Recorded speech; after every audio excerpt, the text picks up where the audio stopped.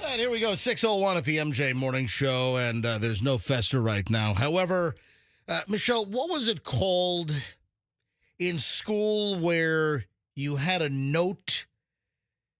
Oh, you had excused absences and unexcused absences. Do you remember that's what we called them in the Virginia Beach public schools, of which we are both a product of? I think that's what they call them everywhere. Is it still that? I mean, is that? I don't know, because our kids are beyond that now. But to this day, right. Do they still call it an excused absence or an unexcused absence? I remember that was a big deal, right? I can't imagine there's any other way to describe it. It's either like you're excused because you went to the doctors, or were sick, or it was unexcused because you were dawdling, in the hallway, or you're out back smoking, or doing something naughty in the bathroom, or. Yeah. I'm trying to remember. So you got a note. Yeah. Yeah. You had to turn your note into the administration or your homeroom teacher, and then they decided whether it was excused or not. There was categories. Yeah, they kept track of you. Oh yeah. And didn't we get a tally? Oh yeah. At the end of the year, or according to the semester. excused absences and unexcused absences. Anyway, the point I'm trying to make here is we launched the show on a Friday morning here at, 6:03, is that Fester is not in yet. And I know why. And as the school administrator here at the MJ Morning Show, as the principal, oh, that reminds me of another. Remind me about the principal story. Okay. Right? So as the principal, I'm the commissioner of the MJ Morning Show. I'm going to deem Fester's tardiness as an excused tardiness, or to equate. This is an excused absence, not an unexcused absence. Now, he's going to be here, but he's running late. But for whatever reason, that just reminded me of the old school stuff of, let me call Fester. Let me see how far out he is. So, yeah. So, I typically I have no idea. When he's running late, he's not here. I have no idea what the hell he's doing. This morning, I heard the story of what happened. So,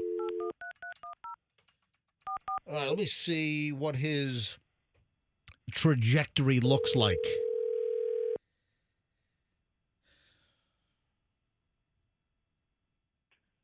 Go. Hey, all right. So I don't know if you're listening, but I have issued you an excused absence. What are you like? Are you like the headmistress? Yes, yeah. I'm the headmistress. I'm wearing some leather getup, and I've got one of those flogs. No, don't they call the head of a girls' school like the headmistress? Yeah, they do. But whenever I hear that, I think of like some BDSM chamber or something. I think of some high-powered, CEO, some big executive bringing in $1 million a year in salary and then another $32 million a year in stock options and bonuses. Wanting to go see a mistress to be dominated. I think, that's out of what was it? That's out of what's the TV show? Billions. Yeah, Bill. Thank you. That's where I learned a little bit more about that. And the rich and powerful guys that want to be dominated by a dominatrix. Yeah. Oh, now you're turning me on. Hey, are there any dominatrixes in the Tampa Bay area? Are there any dungeons? Why, are you looking to hire one? Yeah, Michelle, you ought to see Michelle with her 6-inch heels and her whole leather getup.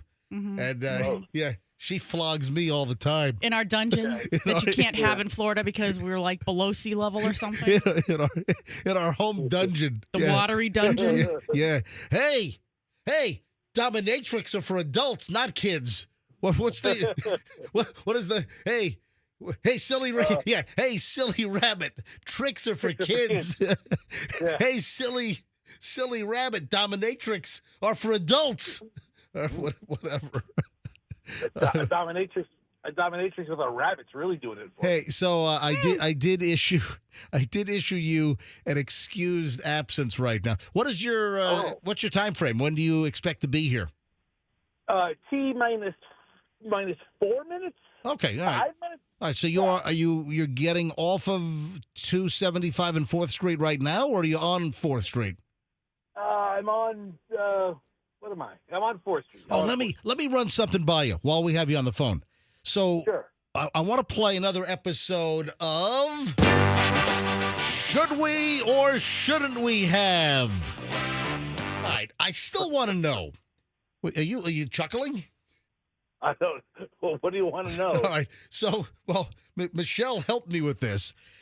So, have we determined, when we get off of 4th Street, 275 South, the first exit, and we head down 4th, past Gandy to our studio right near Gandy and 4th here in St. Petersburg.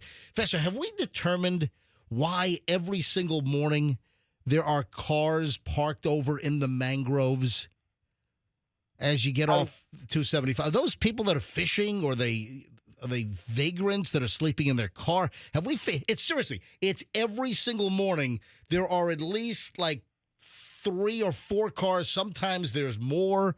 Do we know why? Remember, I was going to have Roxanne back in the day just stop and start like going through the mangroves at 5:30 in the morning to ask them, why are you here? She didn't like that idea. Remember that? Well, and rightfully so. I don't think anybody not looking for more than they bargained for would want to go through the mangroves and just ask questions. So do we know why? I remember there was a time where, the mangroves were a man-on-man pickup spot. Do we know why are they fishing or what are they doing early in the morning when we pass by and they're all jammed up? Do we know? They're either fishing or they're hooking up.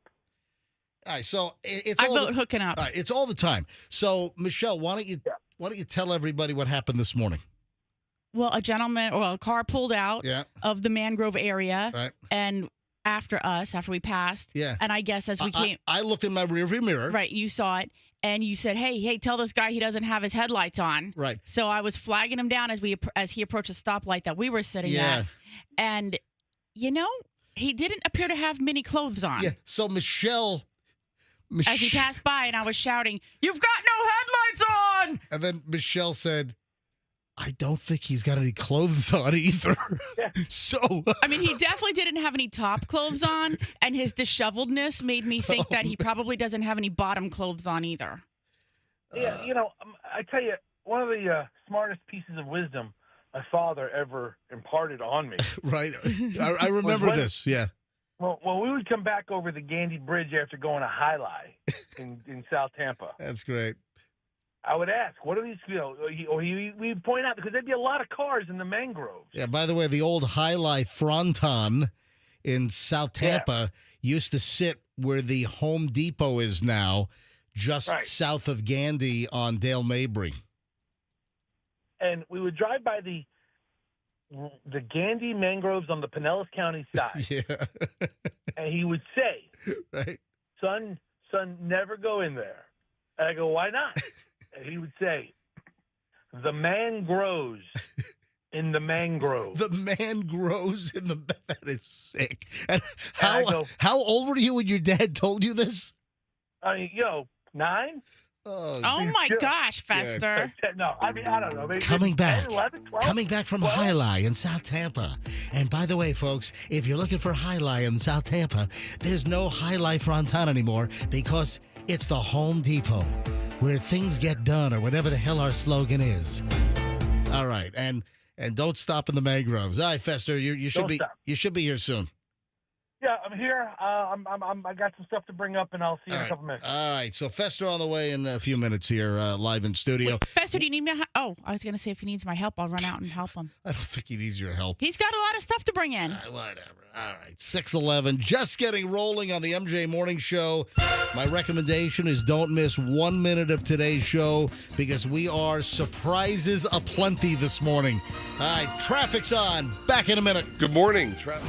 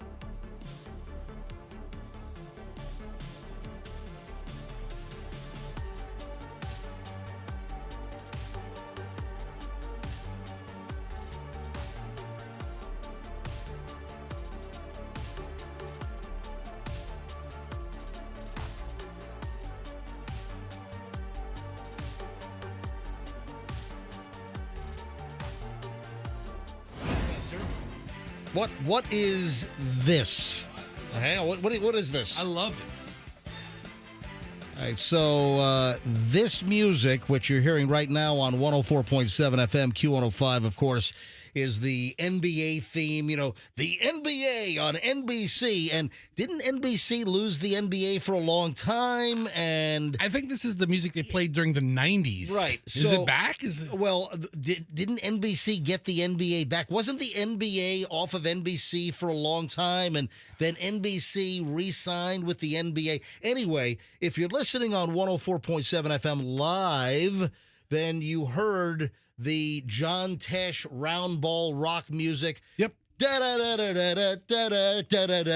But if you're listening to the podcast later on, it might have to be cut off for music licensing. Oh, there's a whole big to-do about music licensing crap. And there was a company-wide Zoom call on this yesterday, which I didn't know about until Andrew called me up or texted me and said, hey, do you know about the Zoom call? Are you on it? I'm like, no, what's Zoom call? I don't have an invite. I mean, literally, I have no email in my company email.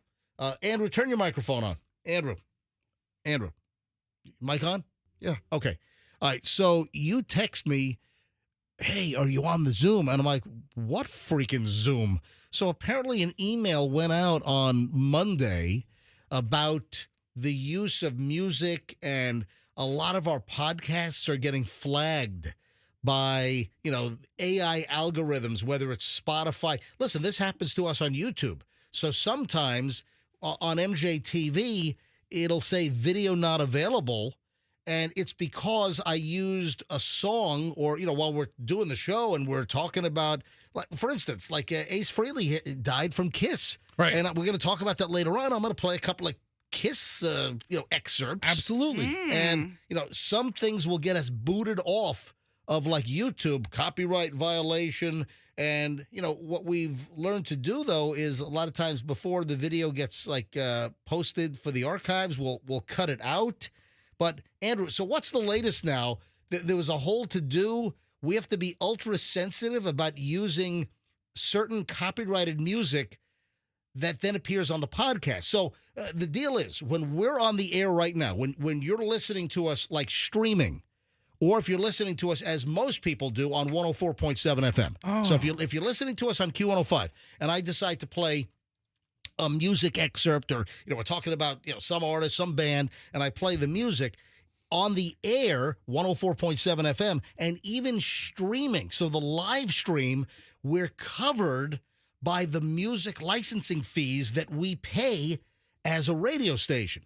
And it's not cheap. We pay a lot of money to ASCAP. You might have seen, like, if you look at an old record, it would say ASCAP or BMI or CSAC, or those are like the big music publishing companies, and that's how the writers of the songs get royalties for the songs being played on the radio, etc., or any type of use. So the deal is, in the podcast, you got it. So the regular FM signal, which most people listen to, that's how most people consume this product.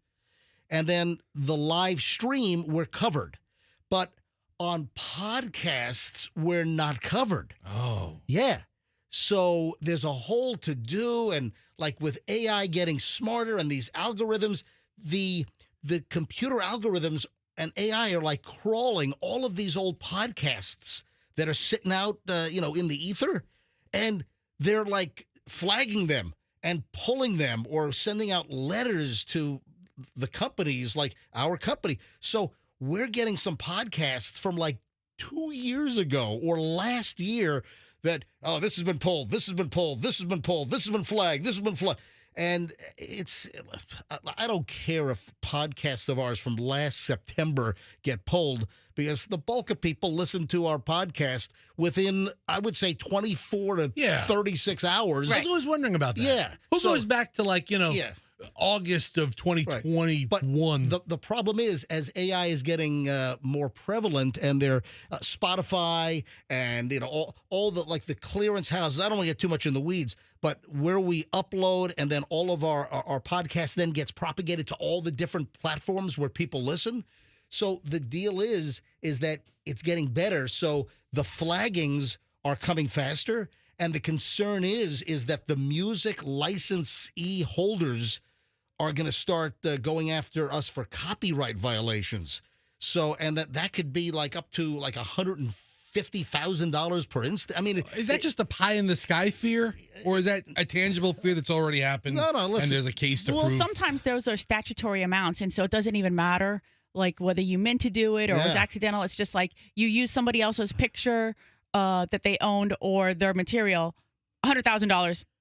You don't even have to prove any more damages. And then if you proved damages on top of that, then I think you might be able to. Little inside baseball here, but still interesting. When I was doing my syndicated Schnitt show, we were talking about Anthony Weiner. And remember he went to some like sex rehab camp or something? Right, yeah. There was a picture of Anthony Weiner on a horse, like riding horseback somewhere at some camp, some rehabilitation thing. And when I was doing the Schnitt show, and iHeart hosted my site, so I owned my Schnitt show website, but iHeart hosted it, right? So the producer that was working with me at the time just took the New York Post picture and posted it on my website instead of the link to the New York Post when I was talking about Anthony Weiner. Anyway, there was a troll lawyer up in Long Island who has since been disbarred. And every radio company, iHeart, Odyssey, Entercom back in the day, Beasley, everybody knew about Richard, what was his name? I forget. Doucheface or Yes. something. All right, Yes, that's about it. What an appropriate name for this. Yes. All right, so there was a lawyer that was known as the troll lawyer, and the guy's whole business model was suing all of the radio companies for pictures that were posted that were not licensed. So the producer, unbeknownst to me, he puts this picture up, and for whatever reason, I didn't see it. Then, like a month later, and a letter comes. Richard Leibowitz. Thank you, Richard Lieber. And hasn't he since been disbarred for bad practices or something? Yeah, I think he has been. Well, hold on, find that because I want to make sure. Yeah. Want to make sure I'm right here. Because if he's not, look it up. We're gonna get a letter. Yeah, I'm gonna get another letter. No, look, I know he got in trouble. But look it up. See if he was disbarred. I want to make sure. So I get a letter, and there's like a $25,000 monetary demand for a picture that was posted on my website by a producer, and he put up this New York Post photo, and it was an image that was licensed, but we didn't have the So we get a demand letter, pay us $25,000. Anyway, he didn't know that that I was really working for iHeart at the time, and I did a whole sob story. Listen, I'm just a small-time radio show. Anyway, we settled for like $2,500. Oh my! And I was working in concert with iHeart Legal, right? They wanted to hire you to negotiate after that. Yeah. So seriously, what did iHeart Legal in San Antonio, Texas? What did they say? You heard? I remember because you were on a speakerphone and she was like, "MJ, if we could just get you to negotiate all of this, this guy's filings, because he files against all of the all of the other programs that they were broadcasting. Whatever picture just somehow."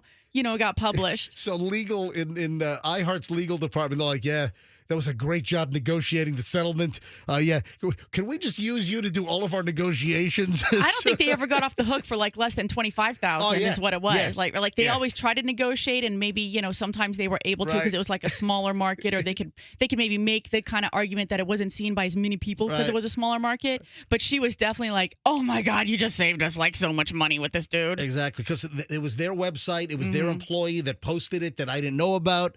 So, listen, I wasn't going to be on the hook for $25,000, but I played the sob story. Woe is me. Hey, I'm just a small little radio show. I don't have $25,000. Meanwhile, iHeart Legal's laughing as I'm negotiating their cheap way out on this deal. By the way, it was Lee.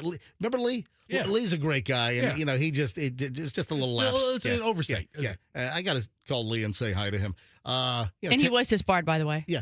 So what was the story? Why was that troll lawyer? Every single radio station, every radio company, all knew of this guy, and the guy was a nuisance, like a total pest. Why was he disbarred? I think because of this activity. I know he was warned by judges about his trolling and like frivolity, but there was something that got him disbarred. But man, he had that business model machine rolling for a while. All right, so Andrew, so what do we need to be alert? What do we? Because I'm not changing the on-air sound. I'm not gonna screw up this show and the accoutrement.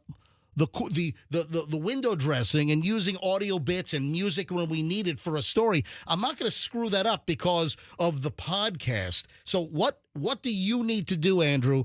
And I really haven't gotten to the root cause on why I came out of the break with the NBA on NBC Music. I forgot about that. Which is published, and John Tesh wrote that. Yes. So I haven't even gotten to that yet. So hold on, I'll get to that here in a second. All right. On why I was playing da-da-da-da-da-da. Hey, can we get in trouble for me just humming it?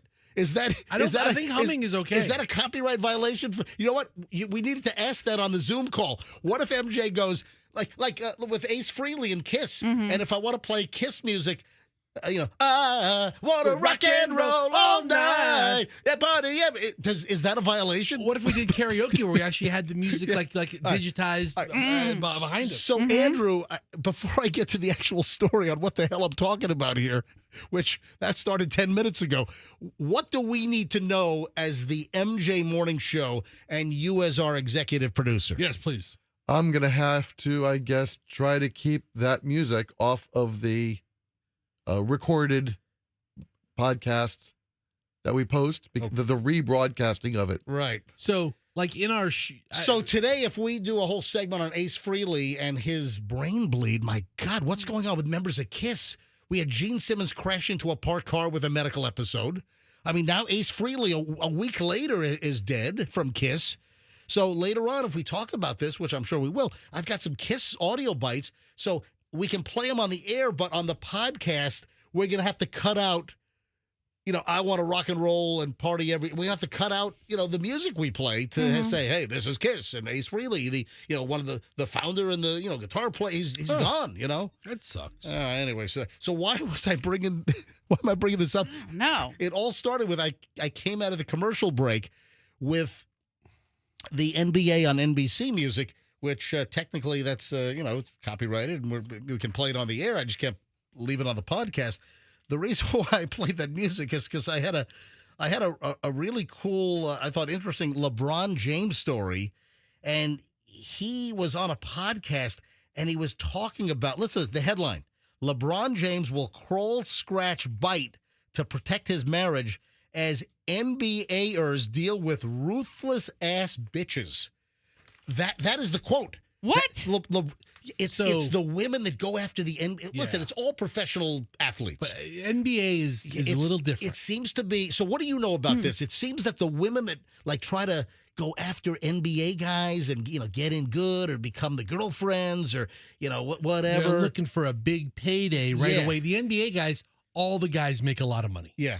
I mean, there's not a lot of guys playing in the NBA for like league minimum. There's only a handful of guys on the team. NFL has 50 some odd guys. Oh, not everybody's making $2-3 million a year, $4 million a year. LeBron James was on some podcast and he was talking about his marriage to Savannah James. They've been together since high school, and he was talking about how some of these women, go after these NBA players and they'll do anything to get in, and he's had to fight them off.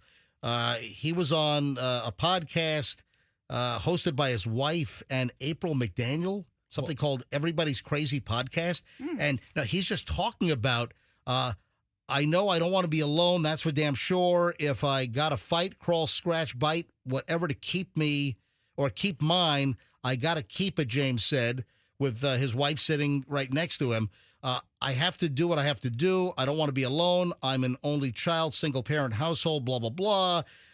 He was very candid about his relationship in the past, in multiple interviews, talking about how his marriage isn't always picture perfect, and that bleep ain't always going to be a bed of roses. Yeah, I don't know that anybody's is. Yeah, talking about, hey, listen, Michelle and I, we have our ups and downs. Right now, who knows, You're probably down now. Yeah, we're totally, yeah, we're more time together. It's down.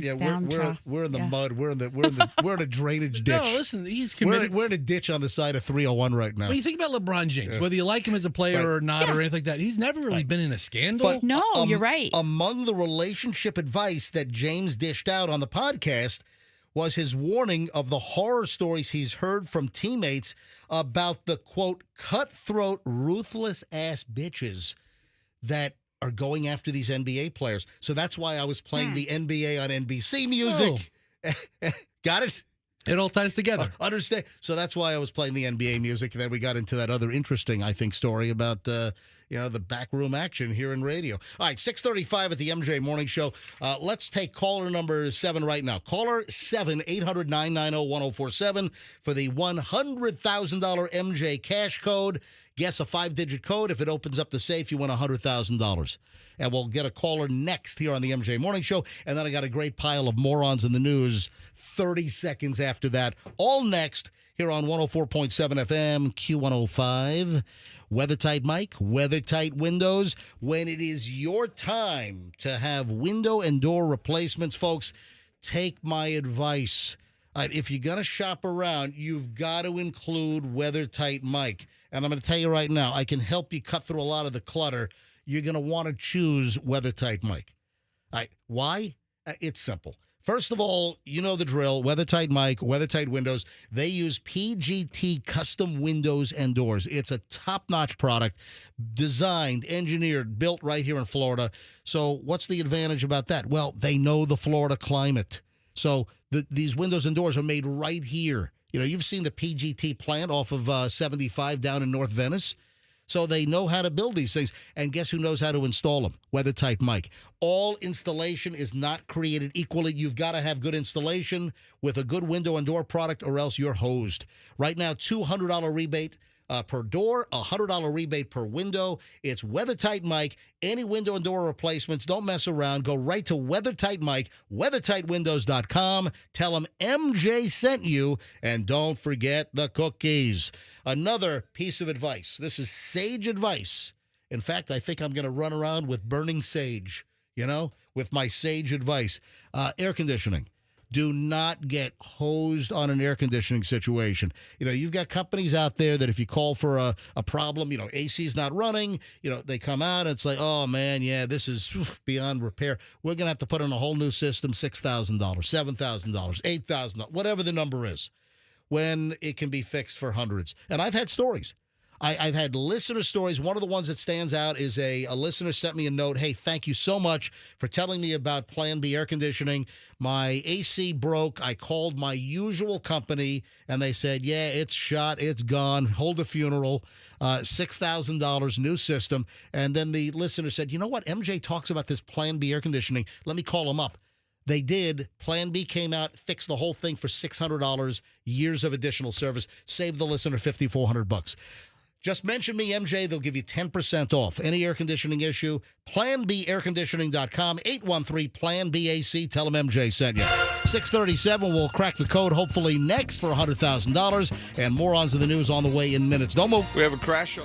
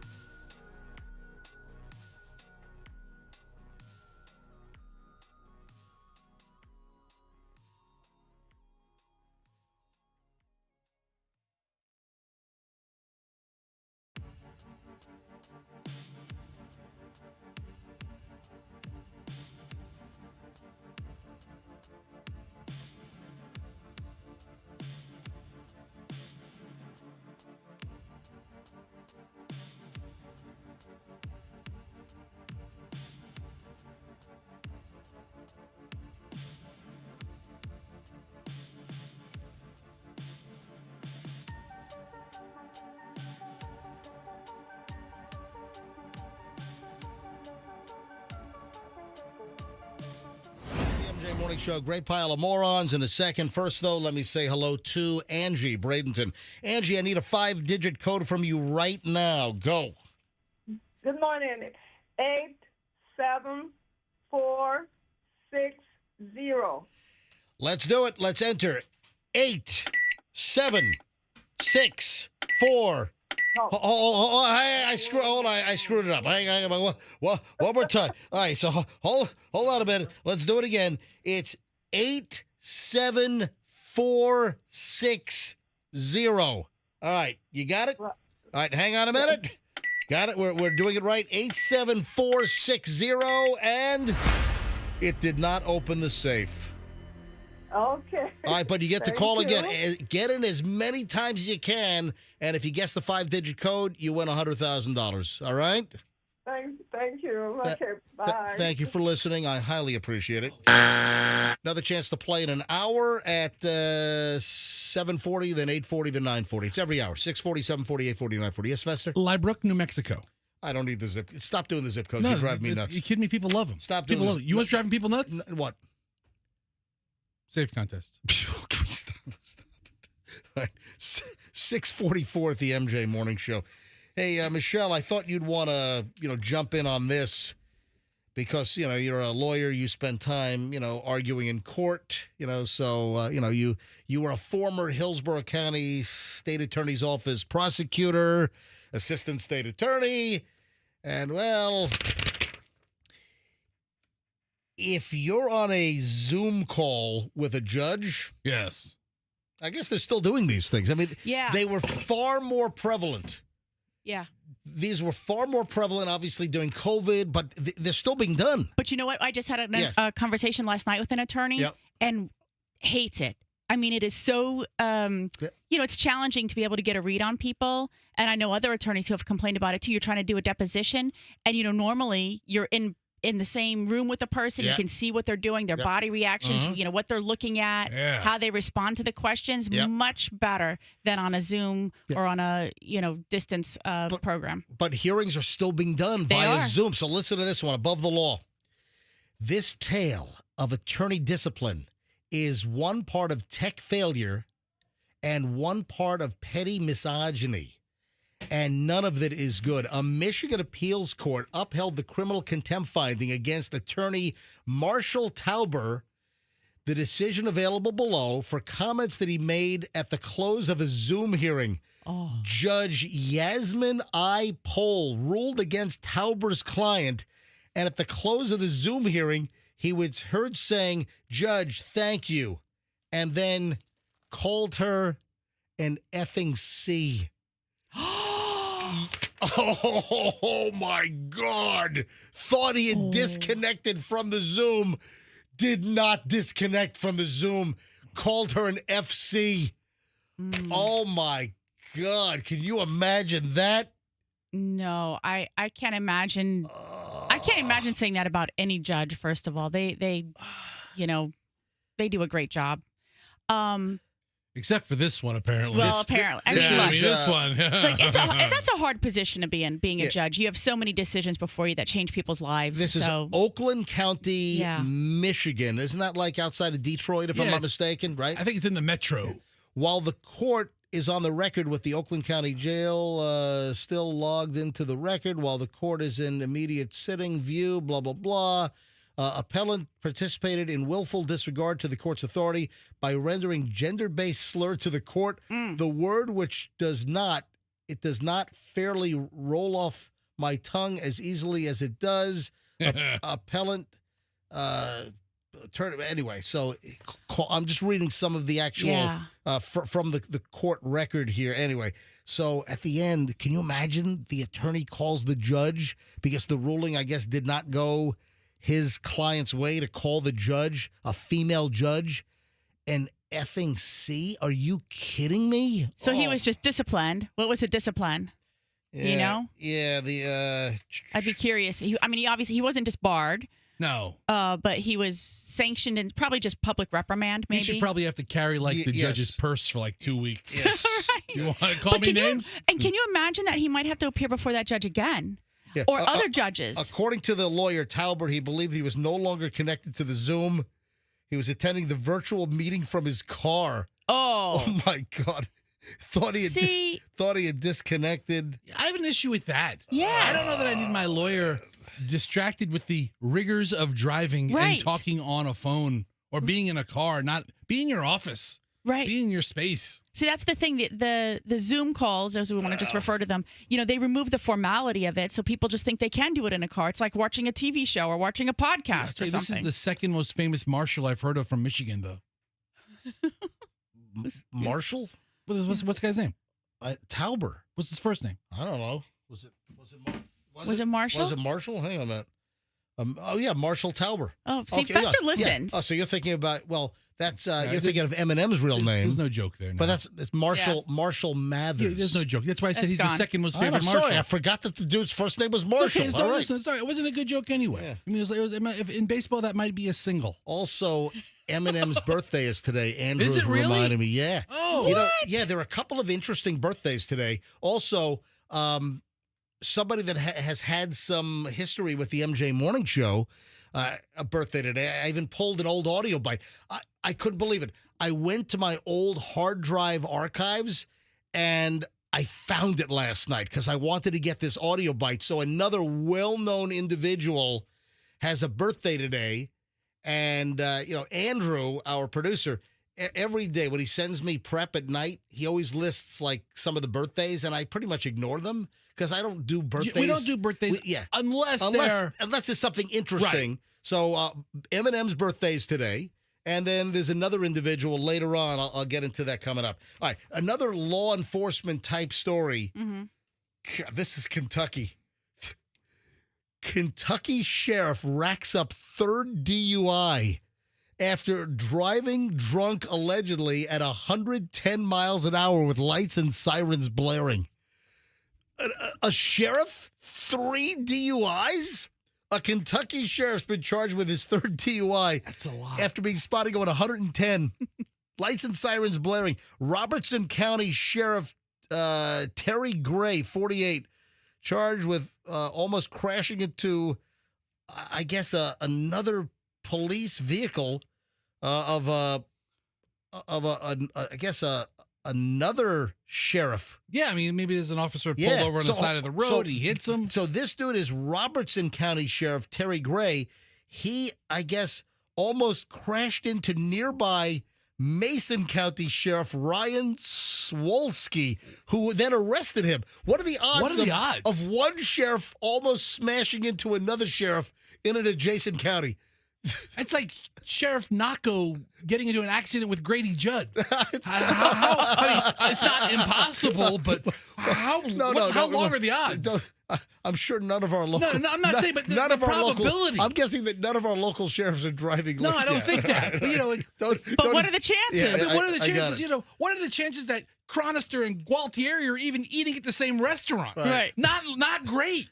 Oh my Much God. less getting into an accident. It was his third arrest in 2 years.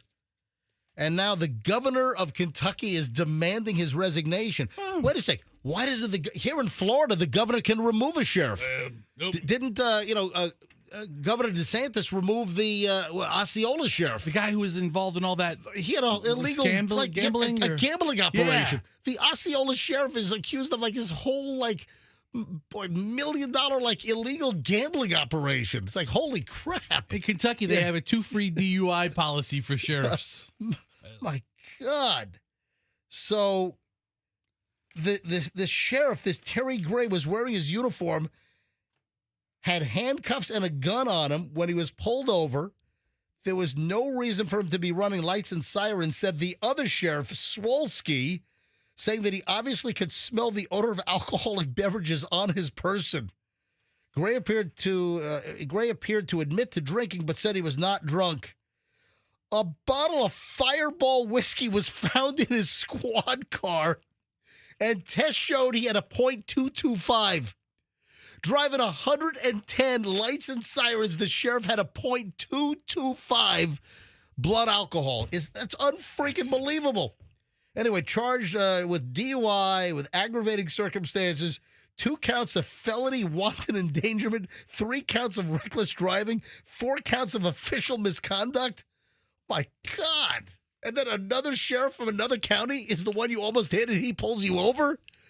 That is just insane. That's why we call it morons in the news on the MJ Morning Show. Oh, I've got another food warning.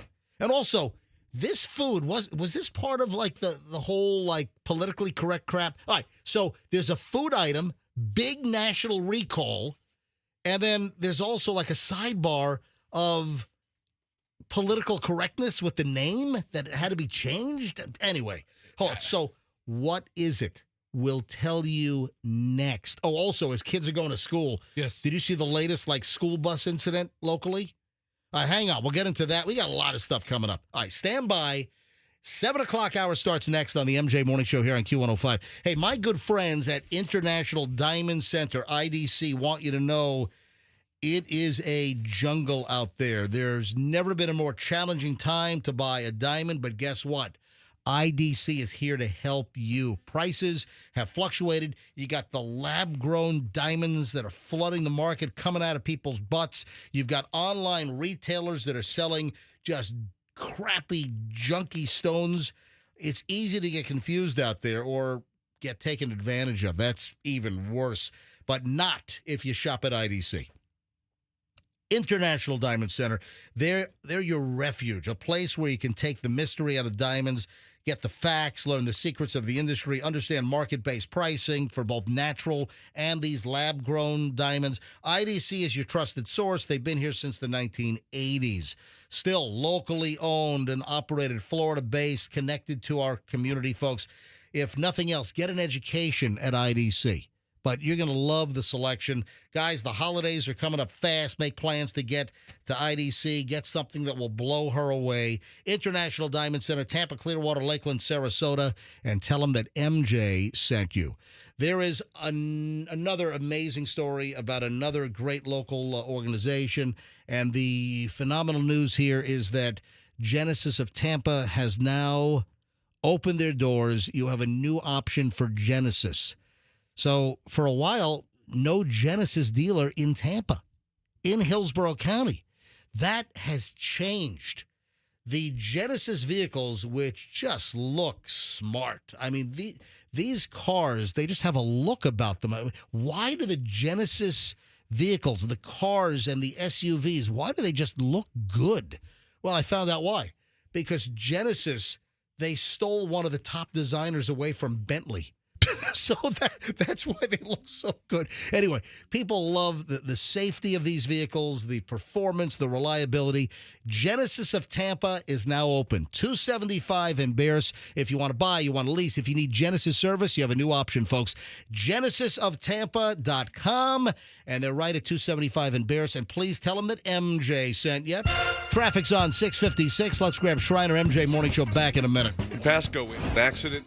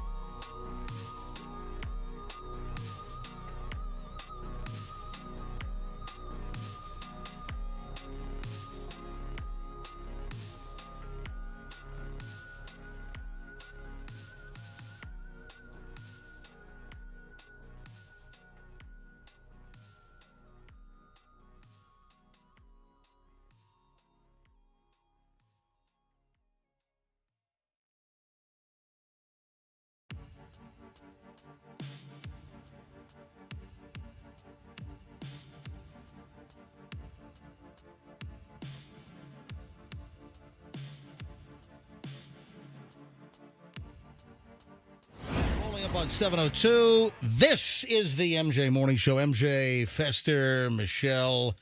Fester is down the hall. Fester rolling in. Fester, where are you? Michelle, is he coming back now? Michelle? I think you told him to. Fester. Yeah, Fester. I told him to be here. Like, is he coming? Fester! All right, Fester's coming down the hall now, and I mentioned here he comes. All right, I mentioned that today was Eminem's birthday. There's another birthday I want to mention, and there's another birthday I want to mention. I hope you guys are right about this. Andrew, the producer, is it true that today is your birthday as well? Yes. Okay, well, he's just so thrilled about this. So it's Andrew, our producer's birthday. Andrew, happy birthday to you. You share a birthday with Eminem and another very famous individual, which I dug up this audio bite. I can't believe that I actually found this yesterday. And this other famous person lived right here in the Tampa Bay area. And we had like a relationship with this individual. Hey, I'll get to that in just a few minutes. But Andrew, happy birthday. Fester was late because he stopped to get some donuts.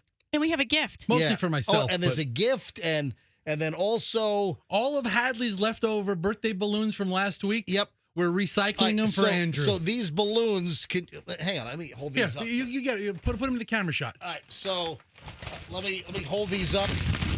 You can hear the Mylar balloons. So these are repurposed. These are old happy birthday Mylar balloons from Hadley, your daughter's birthday last week. Yes. So if they look like they are the appropriate balloons for a 14-year-old girl, you're right. All right. So and 50-some-odd-year-old man. Yeah.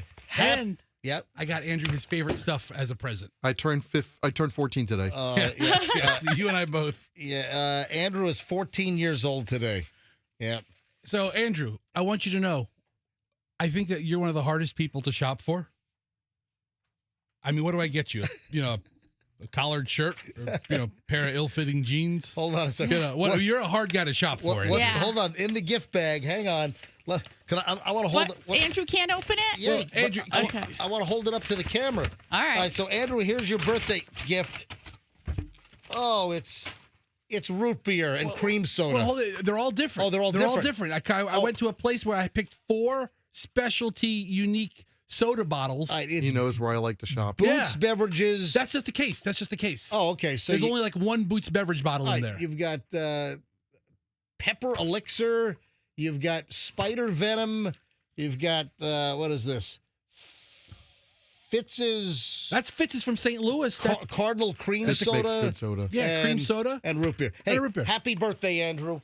Thank you, Andrew. Yeah, happy birthday, Andrew. Thank you. So come on in, Thank get your you. donuts, get your drinks and everything. And then there's another birthday today. Mm. So Eminem, Andrew. our producer. Yes. And there's one more birthday today. And, later in his life, he became a friend of the MJ Morning Show. And I was trying to remember. Is he dead?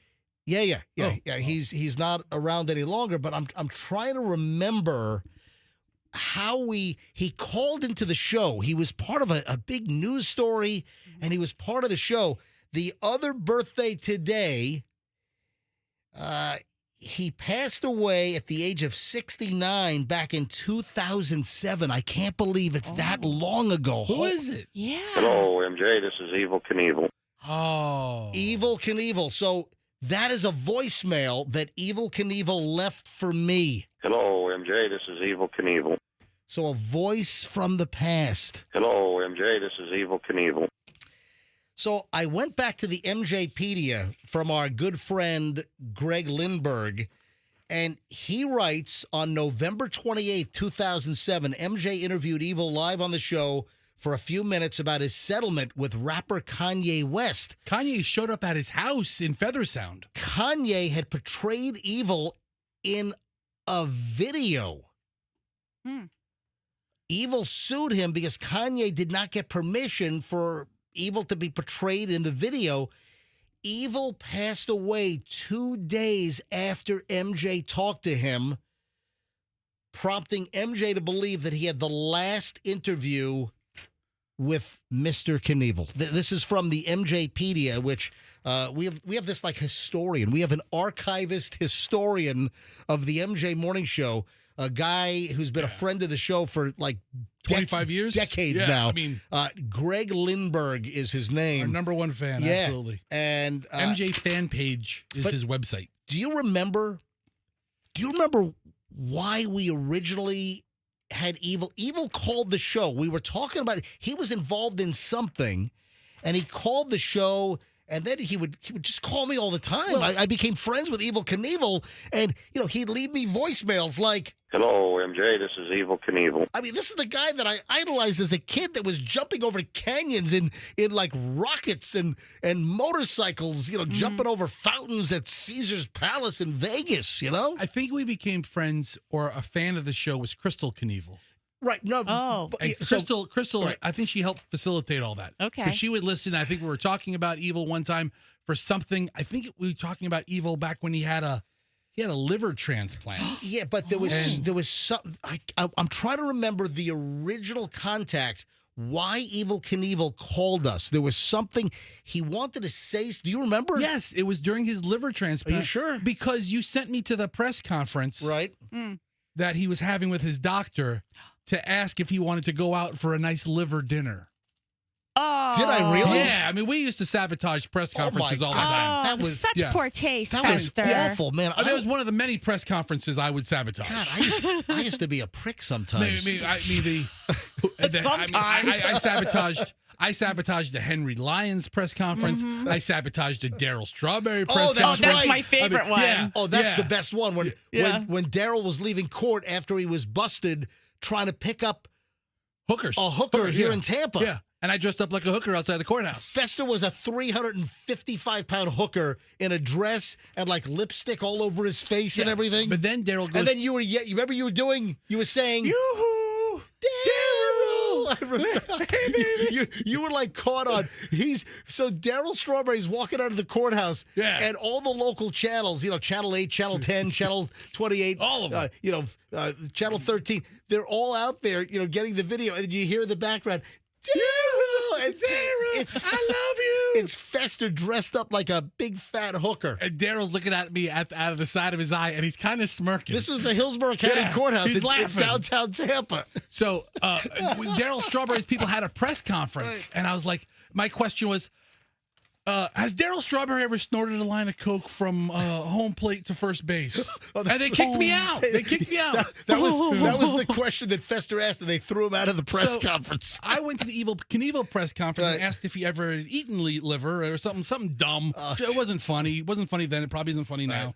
And through that, Crystal contacted us, and we became friends with Crystal. And she says, "Hey, let me introduce you."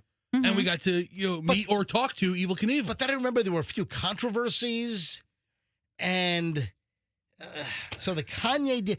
We had him on a bunch of times, and he would just call me up and leave me voicemails. Hello, MJ. This is Evil Knievel. Anyway, I Wonderful guy. I sent Crystal Knievel a text this morning. Oh yeah. Yeah, at least I sent a text to her cell phone that at least was hers back in 2020. You want to know why I know that? Because you last sent her a text in 2020? Yeah, I sent her a text that, hey, the MJ Morning Show is coming back on Q105. And she's wrote back, "Who dis?" No, she did.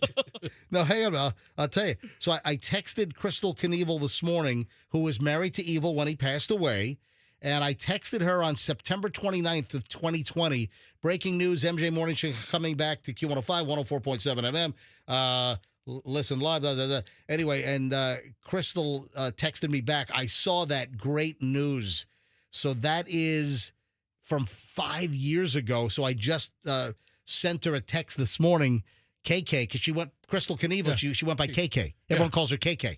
And I'm waiting to see if she responds, because we have her on. Maybe she can remember She is some of our Evil Knievel interactions. I think she splits her time between this area and like Montana. Yeah, or they something. did that. Yeah. They both did that when Evil Knievel was alive. Anyway, all right. So which major product is being recalled? But then I'm like, then I remembered that they changed the name, and it was all part of. So this dude, I think, was all caught up in the Aunt Jemima deal as well. Who else got caught up with Aunt Jemima? Who do you think got caught up? Think of a food item, a dude that got caught up in the whole Aunt Jemima thing. And Aunt Jemima got canceled wrongly, I feel, but that's not here nor listen, there. the family of Aunt Jemima was pissed off. So now it's some ridiculous, stupid name. It's like the Pearl Company. Pearl Milling Company or something. I mean, that name sucks. Hold on. Did I see they were going back to something? Look, Michelle, look that up if you don't mind. But we Going back to Jemima something? We went through this political correctness phase, and they canceled Aunt Jemima because it represented an African American woman who was deemed to be stereotypical. Yeah. But the black family of Aunt Jemima, her descendants, they came out and they were appalled. They were like, "What are you talking about? This celebrates their relative. This whole change from Aunt Jemima." The family of Aunt Jemima was totally pissed. Yes. So who's the dude that also, right around this time frame, also got caught up in this whole political correctness thing? Uncle Ben? Yes. But they didn't change Uncle Ben. No, they took the uncle off. Then it just became Ben, I think. Is that? You don't call him your uncle anymore? I don't know. Is it just Ben's Rice? Yeah. So here, yes. Ben's Original, formerly known as Uncle Ben's. I didn't know that. And then they also take they took the caricature or the image of Uncle Ben off. Why? What's racist? What I don't get it. It's a good looking dude Why couldn't whose they have pictures on a box of rice. Why is that? It's not like I don't get it. It's not like zippity doodah rice or something. It's, no, it's not that. Come on. Could they have just called the syrup Jemima's? Right. So here's the deal. So the reason why I'm bringing up What'd Ben do? Uncle Ben. Ben put a bunch of rocks in his rice. Gonna teach all those woke people. Take my uncle away. You're gonna eat my rock. I don't think he did it intentionally. But Ben's Original, formerly known as Uncle Ben's, has voluntarily recalled specific ready rice products all across the country because they may contain stones, which I guess were milled from the rice farm. Don't they have machines to sift out the stones? I mean, every batch of rice would have some degree of dirt and stones in them. Dude, you know what would sell big? Ben's Rice, now with MJ kidney stones. Ew, gross. Oh, God. No. Was it sold in Florida? All over the place. Okay. The recall applies to Ben's Original long grain rice, whole grain brown, and long grain and wild ready rice, all with Best Buy dates of August 8th of 2026. Oh, these are in those little pouches that you just have to microwave, and they're already kind of cooked and soft. These stones originating from the rice farm can cause injury to the mouth or digestive system. Wait a minute. Getting a mouthful of rocks when you're expecting... Can you see the rocks? I mean, if you cook... Well, I guess if they're in a... Are these in those, like, steam bags or That's something? what Fester just said. Yeah, right. I think they're in like the cut and microwave pouch. I don't know if you microwave the whole bag or not, but Right. I think I've seen these kind of ready rices before. I don't know that I've ever had them. If I'm going to have rice, I kind of like to cook my rice myself, I guess. Yeah, Call me uppity that way, but... So, affecting us, these rice products apparently distributed to many retailers, including Target, Amazon, Piggly Wiggly. Oh, I haven't been in a Piggly Wiggly in decades. Yeah, it's. I think I was in a Piggly Wiggly in like Alabama or something. Alabama. That was Yeah. the last one I was in. Yeah, I think I was once in a Piggly Wiggly and yeah. Anyway, so heads up if you have some of those. I mean, we can't call. Is Uncle Ben's family pissed off? Was there even? There was an Aunt Jemima. I don't even know if there was an Uncle Ben. Did Uncle I Ben don't really even know. exist, or was he just a caricature that was made for marketing purposes? I don't know. But Aunt Jemima was a character that somebody portrayed. right, and that's the deal: is that the family, the descendants of Aunt Jemima, they were pissed off because there was a woman in like the 1930s and 40s, I think even into the 50s, that portrayed Aunt Jemima, who went all over the country doing like baking events and like pancake events and did all kinds of special events. Imagine how awesome that would be if your job is just going from one pancake festival to the next. Oh. Oh my Hey, gosh. so What a as dream job. as the kids locally are getting ready to go to school today, Friday, I think all schools are in session today. Another bus incident. We've had a couple of these, where school buses get into a wreck or a crash. But when I saw this story and then I heard this terminology, and we hear this term all the time, this got me thinking. And I'll explain in a second. So the latest here, and hey, let me pick a news source here. All right, Channel 8. 2 drivers, 2 students hurt in Tampa school bus crash. So attention, all bus drivers, please be ultra safe today. The bulk of our local bus drivers, city, county, are very safe drivers. And by the way, I thank you for your service. Hey, bus driver, that's a tough job. That's a tough gig, man. You got a split shift. It's a tough gig, and you got a lot of bratty, snotty kids sometimes. So listen, I respect the bus drivers, and there's always a shortage. You ever notice? Every single school year, every county has a shortage of like 700 bus drivers. It's like, how the hell do kids get to school with all these damn shortages of bus drivers? Anyway, so the story I have, 2 drivers, 2 students were taken to the hospital after a school bus and SUV collided on Thursday morning. The bus was carrying 29 students when the crash happened just before 9 a.m. at 43rd Street and Hannah. Tampa police said the driver of a Dodge Durango may have experienced a medical episode before veering in front of the bus and crashing into the front driver's side. The terminology that I always cling on to is medical episode. Medical episode. What, I need more information than that. Well, let me tell you what I'm thinking. Yeah. I'm thinking that people that have multiple episodes, season 1, episode 4. Oh, stop. What do you, and then you have a new season of episodes, season 3, episode 9. So I think that's a lot of episodes. That's a lot of. You shouldn't be driving if you have that many medical episodes. That's what I'm thinking. I mean, I know a guy who has epilepsy. He hasn't had a flare up in like 4 years. Well, that's good. He can't drive. Yeah. He has no license. Yeah. But what do you think about that? Whenever I hear the term, "Oh yeah, had a medical episode," because we're so in tune to all these streaming shows now. Season 1, episode 1 sometimes is the last one. Oh, that's terrible, though. Listen, I had a friend who had a heart attack on the interstate. He had 1 medical episode. Yeah, that's terrible. Yeah. Fester. Yeah. R.I.P. Vincent. But we talk about all these streaming shows on Apple, on Netflix, on Peacock, Paramount Plus, on Hulu, Disney Plus, and we're all we're all tuned into what season, what episode, and someone that has a medical episode. I think that medically we start calling it. We classify seasons and episodes. Oh yeah, Fred had another episode. I think this was season 2, episode 5. What if it was just different episodes of different people? Like episode 1. Oh, yeah. MJ has his medical episode. But anything's a medical episode. Yeah. I mean, if you have an ingrown hair that you're trying to pick out and then you sideswipe a car, oh yeah, that's a medical episode. Is that what you're doing while you're driving? If you're scratching your hemorrhoids, that's a medical episode. It's not always heart attacks and seizures and strokes. All right, 7:20 at the MJ Morning Show. I like it, though. So I'm going to start referring it to seasons and episodes when someone has a medical episode. And I just thought of that last night. We should start it on the year. Yeah. Season 1, episode 5. Coming in 2026, season 1. We're teasing it. Nice. 7:21 at the MJ Morning Show. When we get back, we start an hour and 20 minutes of MJ Morning Show content. Over an hour and 20 minutes. Happens every morning around this time. When we get back, first up, never compliment a person on this. I've got a list of reasons why you never compliment a person on this particular thing. Why?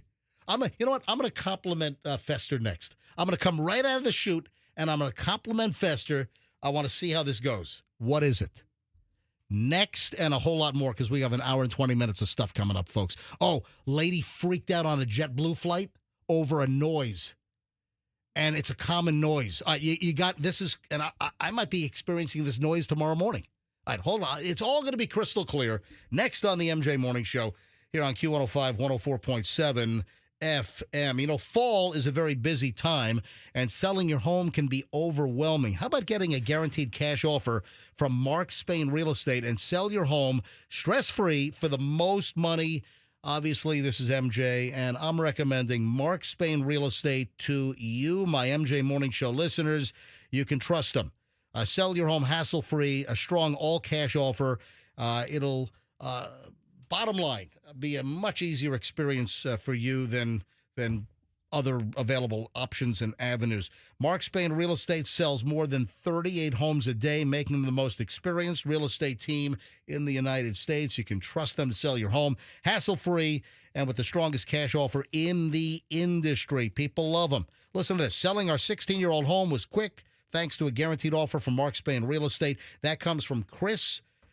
They had an offer more than what they were expecting. Hey, when it comes to selling your home, use Mark Spain Real Estate. Go to markspain.com, get a guaranteed offer, and sell your home today. That's markspain.com, and start packing. Hey, when you start packing, right, then you call Two College Brothers.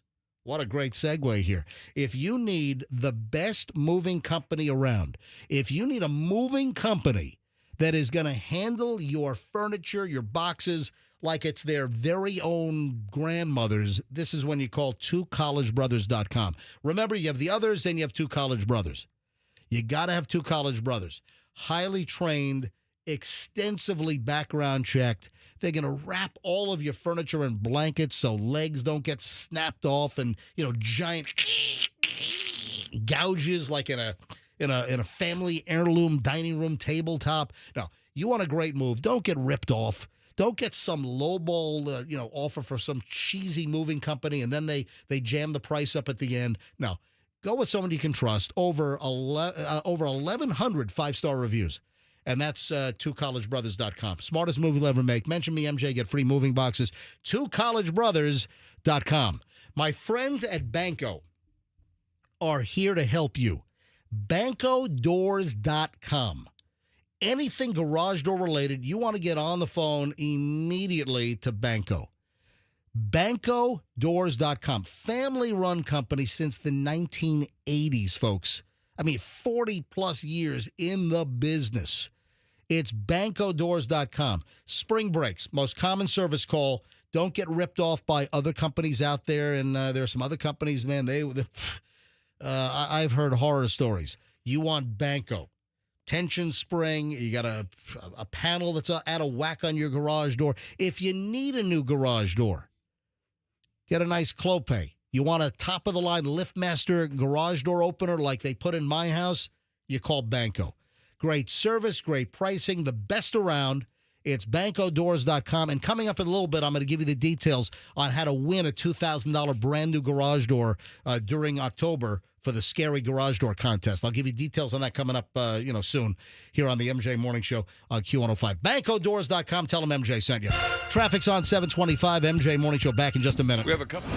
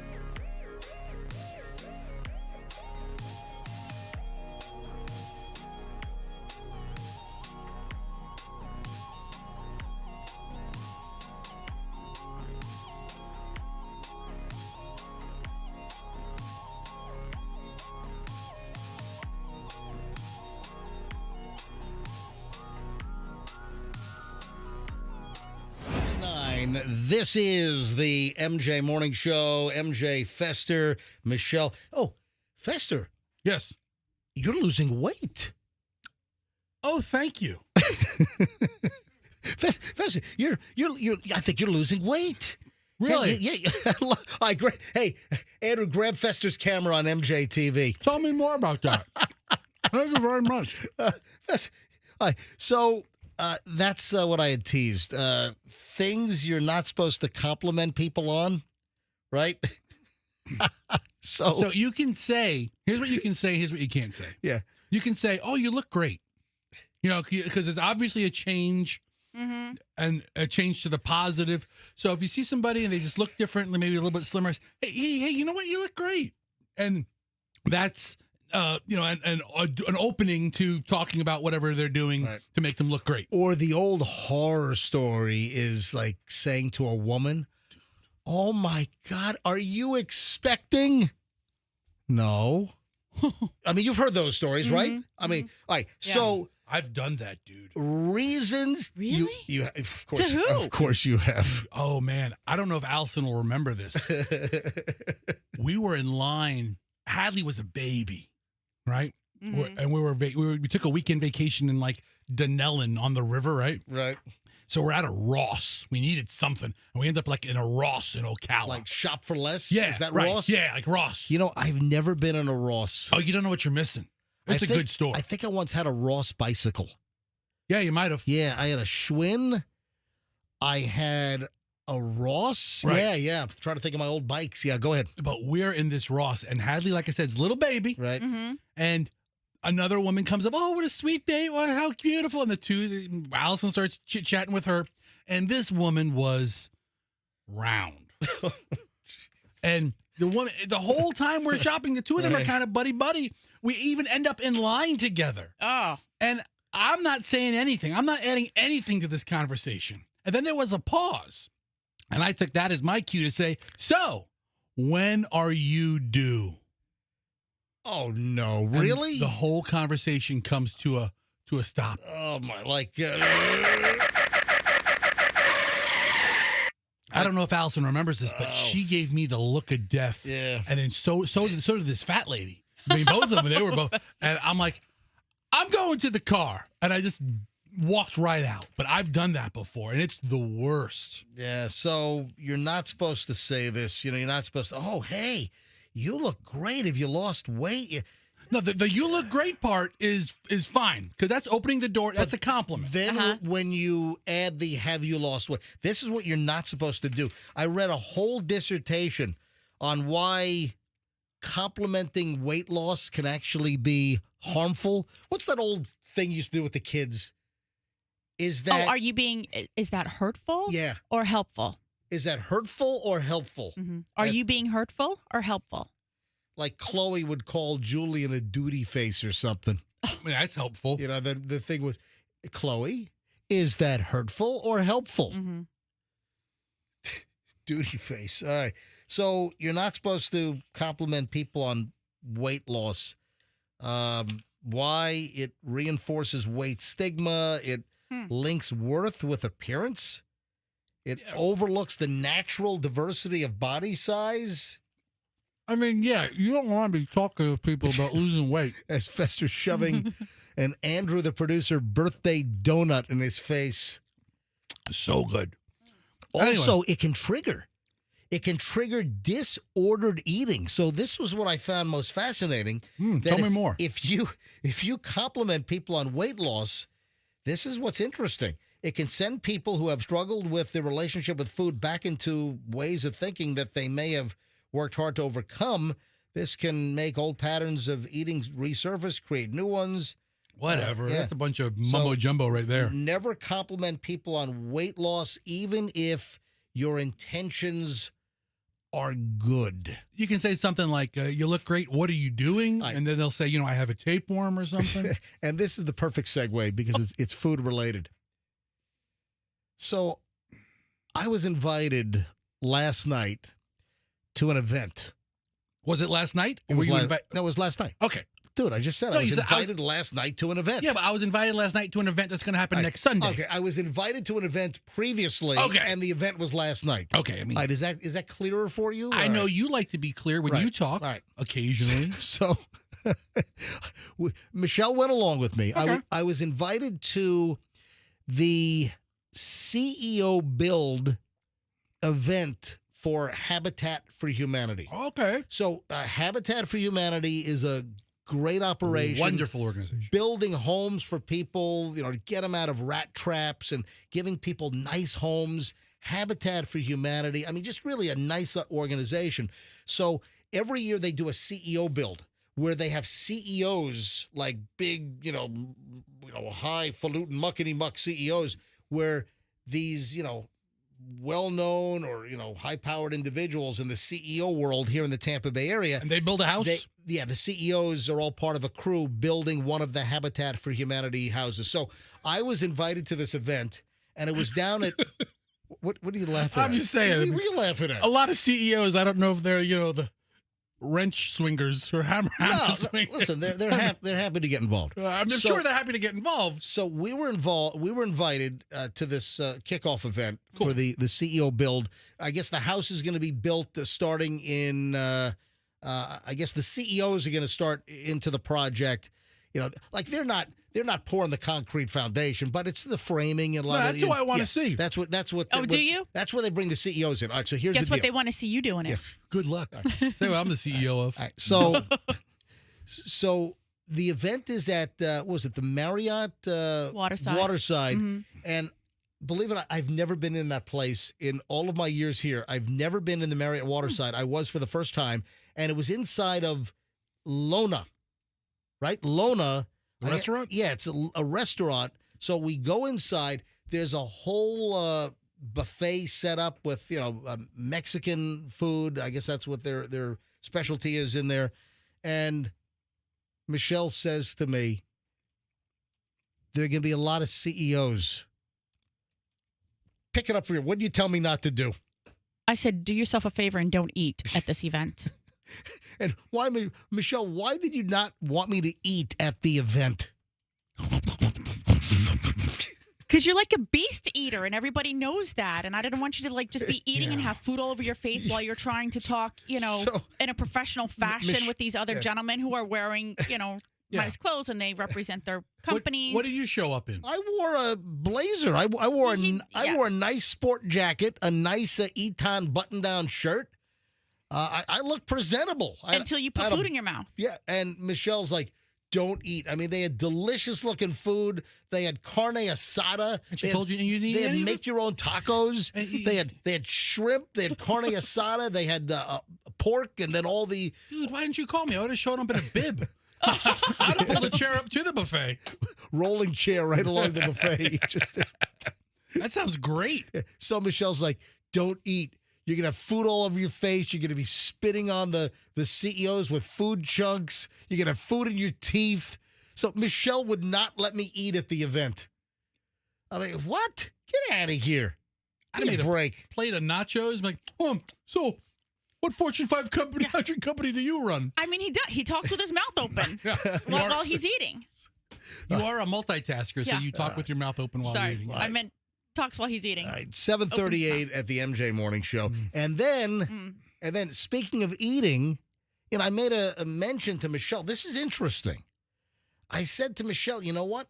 My weight's down. I'm down like 3 or 4 pounds. Are you Now, listen, dehydrated? No. I So- know why it is, and he doesn't want to believe me, All right, but so Michelle has a theory on why my weight is down. I'm down, I think, 3-4 pounds. And listen, the last video that I shot at Small Batch Creamery, people like commenting, hey MJ, you look good. Listen, I'm working out. I exercise, every day. I've got the resistance training that Michelle and I do twice a week at X-Force Body, which has been phenomenal now for over 2 years. I think I'm in pretty good shape. For where I am age-wise, I think I'm in pretty good shape. And people were commenting, when they saw me, announcing the Small Batch Creamery collaboration, that the MJ Triple Killer Vanilla Ice Cream is now available at Small Batch Creamery in St. Pete, the best vanilla you've ever had. And people are like, hey, you look like you're in pretty good shape. But there's some comments, in regard to that. And I did make a comment to Michelle, when I jump on the scale, hey, I'm down 3-4 pounds here. Even though, I'm walking or on the bike every day and, working out with the resistance training a couple times a week. And this is Michelle's theory on why my weight is down. Because the kids aren't home. Yep. And so they're not buying all this junk food that they bring into the house that you then say to me when I catch you eating it, oh, I'm just tasting it. I'm just having a little bite. I'm just having a little handful. But you do that 10 times throughout the day with the junk food that they've brought in. And they like to go to lunch and dinner. And so they're always taking us out like, hey, let's go here for lunch. Like, Dad, take us for sushi, whatever. So you ate so much more while they were home. Right. And now they're gone. And you're eating like a rabbit salad at least 5 times a week. Yeah. Instead of, the other food. And we're not going for pancakes anymore, which is kind of sad. But, that's the thing. So the kids were conduits to fatten me up. Yeah, you think your kids kept you fat? Yes. Yeah. So that's what Michelle's suggesting. The kids are out of the house again, and I'm not consuming food that's associated with them, and that's dropping my weight. Oh, hey, let me. Here's the thing. Hey, let me just grab caller number 7. All right, quick. We'll finish up in a second. Caller 7 right now, 800-990-1047. Caller 7, 800-990-1047. Caller 7. You get to guess the code, crack the code. It's the $100,000 cash code with me, MJ. If you come up with a 5-digit code that opens the safe, you win $100,000. Caller 7 right now. Yes, Michelle, finish up. Well, the thing is that you taught the kids grocery shopping. You took them. And you always taught them about the BOGO, buy one, get one. So even though we love Small Batch Creamery, sometimes they would be at the grocery store and they would see, I don't know, some other crazy, brand of ice cream that had, some crazy flavor. And they'd be like, oh, it's on BOGO. And that's literally why they would buy it. If it's 2 for $1, they're buying it all the time. And so we'd end up with like double everything, double the dumplings, double the this. Every time. So we had all that extra food in the house and, they were cooking all the time on different schedules and you were just eating like crazy. You were just grazing throughout the day. Yeah. That's like 15 pounds. So those little turds were fattening me up. Little turds out of that. You know what? I mentioned the water bill has gone down $65. We're shedding it everywhere. The water bill. The kids with their 42-minute showers. Oh, and the gas bill. So I got the Tico gas bill, the latest gas bill, dramatically down because the hot water heaters are not heating up all the water. You're paying for gas out the ass. Exactly. I had gas out the ass. Hey, yes. Speaking of your ice cream. Yes. Did we set a date? Do we lock it down? Dude. Is it official? You've changed it 3 times. We mentioned this on the air now twice. I just want to be sure. Yes. Have you mentioned it today yet? No. Okay. We'll mention it right now. All right. So the kids are gone. So I'm losing even more weight. You look great. Right. You look great. My water bill is down $65 or $66, the latest water bill, because the kids aren't taking these ridiculously long showers, and the gas bill's down. So look at that. All the way around. You know what, MJ? Yeah. If you were single, yep, you could be the next Golden Bachelor. Stop it. Dude, I'm not even close to being get out of here. Hold on. And speaking relative term. Speaking of ice cream. Yes. So the MJ official launch party for my MJ Triple Killer Vanilla Ice Cream will happen next Wednesday. So mark your calendars. Myself, MJ, and Fester, and Michelle, we're going to be at Small Batch Creamery on Wednesday of next week. Next Wednesday, 5:30 to 7:30 p.m. All right. So we'd love to see you. So Small Batch Creamery has the ice cream. They've had it now for over a week. It's the MJ Triple Killer Vanilla Ice Cream, the best vanilla ice cream you've ever had in your life. And now we're going to have the official ribbon cutting grand opening, so you can go get it. It's available. You can go this weekend and get the MJ. People are buying pints. People are walking away with 3, 4, 5 pints of the ice cream. It's amazing. They had run out a couple of times. Now there's plenty. They've made tons of it because it's the best-selling flavor ever in the history of Small Batch Creamery. I mean, it's unbelievable. And the reviews, people are like, oh my God, this is the best vanilla ice cream I've ever had in my life. It's the most expensive ice cream he's ever made. Seriously, Yeah, it is. my MJ triple kill vanilla ice cream costs 3.5 times more than the other ice creams that he produces. And his stuff is high quality. All right. So here's the deal. We're going to be at Small Batch next Wednesday, 5:30 to 7:30 p.m. Come on out, meet me, meet Michelle, meet Fester, and try some of the ice cream, bottom line. All right, before we move, and Fester. Yes. Michelle filled me in on something. I don't know if I'm supposed to bring this up. Okay. I don't know if this is sensitive, but Michelle told me a story on the way. Michelle's playing the high-low game with me in the car. Michelle's playing the mountain climber game. About something that you just encountered? Yeah. Do you know what I'm talking about? I think so. All right, hold on. And I don't know if we ought to mention the. I don't want to because I don't want to hurt a small business. Yeah, I don't want to tear down a bit, but I can talk about it without talking about it. In a generic sense. Right. All right. And then you came up with an alternative? Yes. Okay. Which is actually much. I'll tell you all about it. I'll tell you all hold about on. There's a little story to tell here, and then I'm baffled at what I saw on the drive home yesterday. I want to get into that here in a minute. First, though, let me quickly grab Morgan in Davie. Hold on a minute. Morgan, you're calling from Davie, like over near Fort Lauderdale? Yep. Yeah, I'm in Davie. Oh, wow. All right. So do you I was I used to listen to your show when I was in the military over there in Tampa, and used to listen to your show, and happy that you guys are back. Oh, no. So now you stream us every morning, apparently, right? Yes. Right. Yep, absolutely. Fantastic. All right, give me a 5-digit code. If it opens up the safe, you win $100,000. All right, 61629. 61629. Let's type in the code. 61629. That did not open the safe. I am Thank you, sorry. guys. Hey, thanks for listening. Please try again. And thanks for your support. Have a great weekend. Peoria, Illinois. All right. What? Peoria, Illinois. That's the zip code for Peoria, Illinois? Yeah. Yeah. Yeah, Does it? help yourself. These are Andrew's birthday Yeah. donuts, by the way, David. Help yourself. Yeah, the safe guy's digging into Yeah. Andrew's donuts Andrew right hasn't now. had a donut yet, but No. everybody else Everyone has else clobbed said, it. yeah, you've had 5 of them so far. That's no How joke. many left in the dozen? Like 2. Yeah. You better hurry up. Andrew, get a birthday donut before you don't get one of your birthday donuts. All right, speaking of birthdays. Yes. I don't want to mention specifically. Okay. So what happened here? Okay. So We have a situation. I think I've rectified the situation.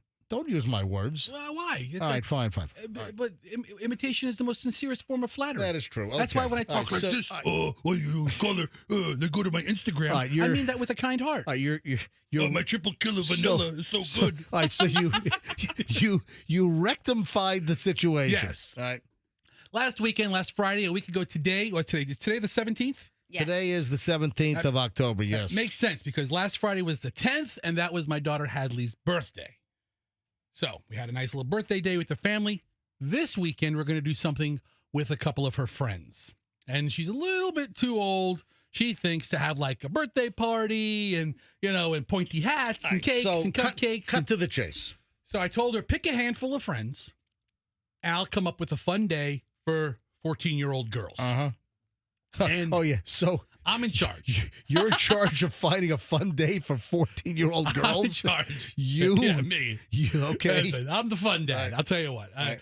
So Hadley picks a couple of her friends. She picks her friends Sophie, Ella, and Gianna. And then there's Hadley. So it's me- Sophie, Ella, Gianna. and then All right. Hadley. So it'll be 4 girls and me, and then my wife will be coming with Does us. Gianna cook Italian food in the kitchen? I don't think so. Isn't That's Gianna? Gianna. Oh, I'm sorry. That's That's Gianna. Gianna. So- Okay, all right. Hadley has her friends from school, and then we're going to go out on a Sunday.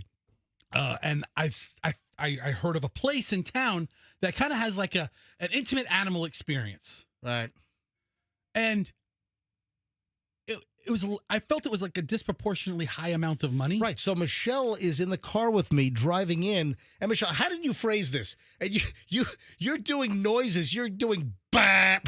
You're like I'm just you're doing what resonates with you. So Michelle's making game show noise sound effects with her mouth, And how did you bring this up? Just out of the blue, we're on 4th Street, coming to the studio, 5:30 this morning, and Michelle's like, hey, I don't think Festi told you this, but he was putting together a birthday party with Hadley and her friends, and you go to a place and you pet the animals at the birthday place. And Michelle's like, guess how much it was for each kid to go to this place to pet the animals at the birthday event or whatever. Yeah. Right. For like a limited amount of time. For like half an hour, right? Right. For around half an hour. Okay, so I'm going to write down the price. No, well, hold on. Michelle's already gone through this. So hold on a minute.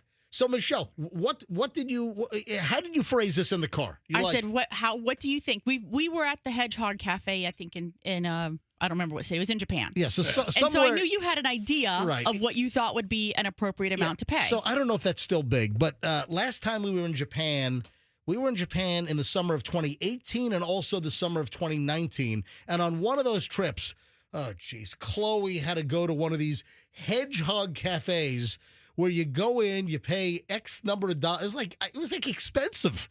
And it was, but it wasn't too expensive because you let them do it. Yeah. So it wasn't like prohibitive. Did you stay with them or we left? I think we left because Japan's safe. You just leave your kids anywhere. We just abandon your kids anywhere in Japan. Yeah. So they don't speak the language. No worries. We dropped the kids off, at some place, one of the little Tokyo districts. So we drop off Julian and Chloe at the Hedgehog Cafe, and they get to play with hedgehogs for like half an hour, whatever it was. Right. Meanwhile, Michelle and I are walking around, I don't know, Shibuya or whatever. What are some of the little areas that we like? Shibuya. Shibuya. Okay. Yeah, Shibuya. Okay. Yes. Shibuya. Which is also what I wanted to name our other dog. Right. That's another story. So we dropped the kids off the Hedgehog Cafe. So Michelle's in the car with me this morning, and she's like, guess how much per person? So it's Hadley and what, 4 friends? 3 friends. Plus you got to buy an adult ticket because they need. So I had to buy 5 tickets total because they don't let you dump. So yeah, you can't. It's not a kid drop. It's not a daycare. So Michelle says to me, "Guess how much per kid?" And I'm like, $20. And Michelle goes, "Bop!" And she gives me the thumbs up. Yeah. I feel like I'm playing. I'm playing the mountain climber game here on The Price Is Right, and I'm like, $30. And Michelle goes, "Bop!" And she gives me the higher, side. I'm like, $40. She goes, "Bop!" I'm like, $50. And then that was it, right? No. The price was. Here, I'll tell you the price. Yeah, all right. The price was $59. Right. Plus tax per kid. And so it's not prohibitively expensive. I mean, it's not going to make or break me either way if I did the experience or not. But I just felt it was a lot of money to pay for other people's kids to pet animals for a half an hour. I mean, I'm not trying to be a bad dad here, but, at the end of the day, would the girls really even care? You just want to pal around. Do you get anything else for $59 a kid? Or I think you get a couple of pieces of lettuce, and they have like couches, and you can play with this specific, and they have like a whole bunch of different kinds of animals and it's a very interactive experience. How about porcupines? They might. How about skunks without the anal sacs removed? Stop. We should open up a skunk petting zoo and call it Anal Sacs. Don't move, kids. Anal Sacs Fifth Avenue. Oh, that's what we call it. We have a skunk petting zoo where the skunk scents are not removed from their butts. So, I mean, I kind of told my daughter about the idea. She thought it was a great idea. Right. She was all for it. Yeah. And then I called, and they told me how much it was, and I instantly, because I'm a dumb dad, I buy it. I was like, you know what? I was like, deal. I'll take it. Good. Go. Run the card. $300 and something, like $350. Yeah. And that's, like I said, it's not a lot of money, but it's not a lot of money either. It's enough money to get my attention. It was more than I would have thought. When Michelle's playing the pricing game with me in the car, when Michelle says, MJ, come on down. Guess the price of the petting event or whatever. I mean, I'm going to take the girls out for pizza and ice cream. And before you know, this is a $1,000 workout. Allison's like, you're going to spend, honestly, $500-something for, a couple of girls to spend 3 or 4 hours together. Were you driving the kids around in your death trap 2010 County with transmission issues? Yeah. No seatbelts. No seatbelts. No working seatbelts. No seatbelts, no AC. Hey, jump on in. Yeah. That's right. You're probably hotboxing them with your cigars Yeah. and everything. Hadley's dad, why is there burn stains all over the roof? Shut up, kids. So Broken meth pipes on the back floorboard. It's no meth pipes. I'm kidding. There's no, Not anymore. No, they're never. There never was. Look at Fester. Trust me, he's never smoked meth. No kidding. I don't have any of those. All right, so you settled. You found another place. So how much was the? I got to move on here. But It's like $22 an hour. It's an hour. Right. It's an hour to so- spend $22 with house cats. Well, they're kitties. They're Why? adoptable cats. Just take the freaking kids to the animal shelter. Just go to the humane.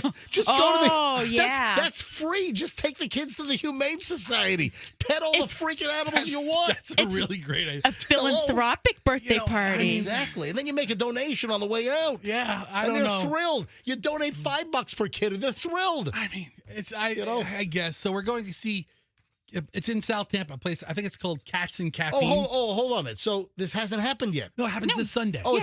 it's this weekend. happening. Okay, I all think I right. even have to call and make a reservation for it. So But- you got the kids petting animals, and it's about a third of the price of the original place. Although I would love to go to that place, I just don't need to spend $60 a ticket for OPKs. Dude, you can go for free if you just go to the freaking Humane Society and just have Yeah, the but kids stick their fingers in cages. Yeah, but they have like one-eyed mutts and stuff. I mean,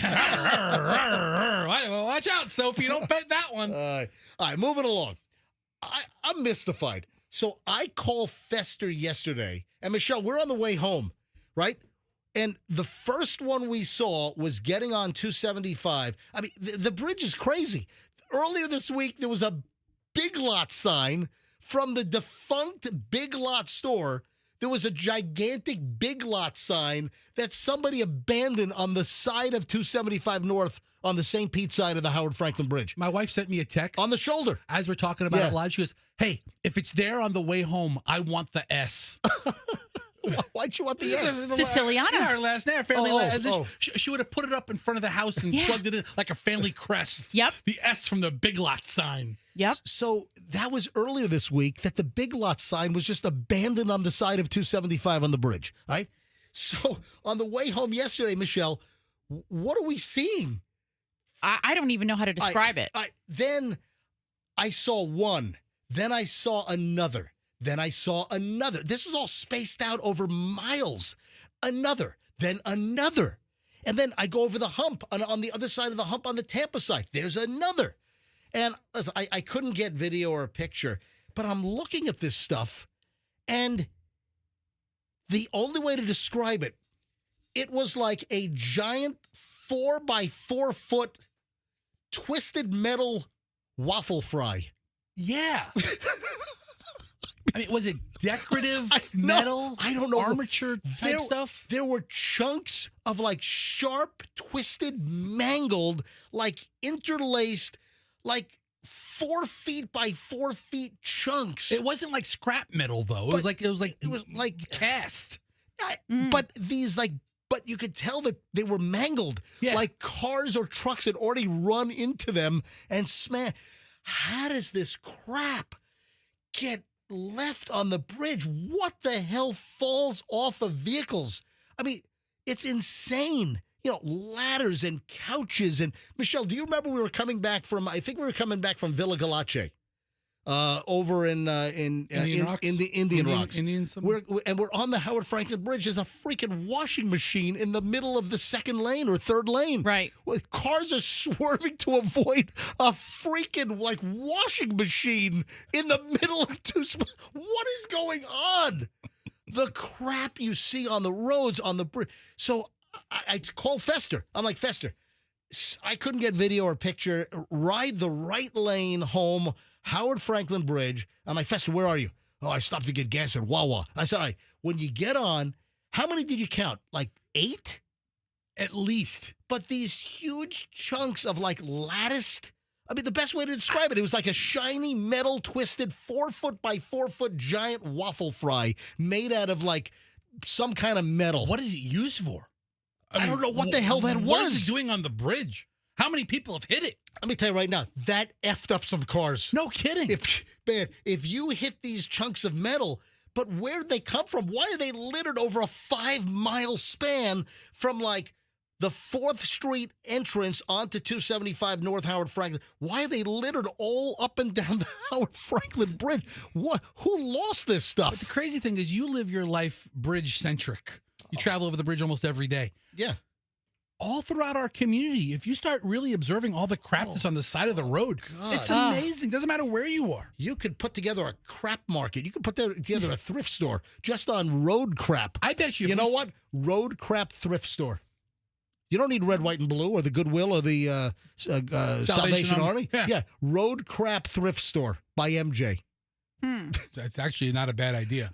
I start stopping and endangering my life, stopping up the side of roads, picking up stuff. All right, I had a crazy idea a couple of years ago, and I never pursued it. What's that? If we did a Instagram page, and it's called like Tampa Roadside Crap, I bet you we'd have more followers than Certified MJ Radio in like 3 months. Yeah, you're probably right. but hold on, it's stuff that we find. People can sub it. Yeah, but you know what? How do you sub stuff? Yeah, Where you have to email something in? You know what? You're itching for a lawsuit because then someone's going to stop and get hit by a truck, and then we're going to be sued. You know, that's for probably an Instagram page. Probably a giant liability. Yeah, I don't know. Yeah, maybe it's not a good idea. Like I thought, like Tampa Crap Truck. Then the Beasleys will get sued because we were talking about it on their radio station. You know, but that's a good idea. You know. MJ's Tampa Bay Roadside Crap. If I cause a lawsuit here, maybe they'll learn my name. I don't know. I want to know what those metal giant waffle fry looking things were, all twisted and mangled all up and down the Howard Franklin. What a mess, yeah. 275 North. Do road rangers pick that stuff up? I don't know who, but they were all knocked off to the side of the road, and you can tell they were like hit and mangled because they were twisted and bent like cars had run over this stuff. I don't know why you didn't stop and grab one. I mean, you wanted to, and you're so curious about it. I did, but I'm not going to stop. Julian just sent me another video of a trooper pulling a guy over, and a guy driving a white pickup truck with like a lawn and garden trailer just plows right into the traffic stop.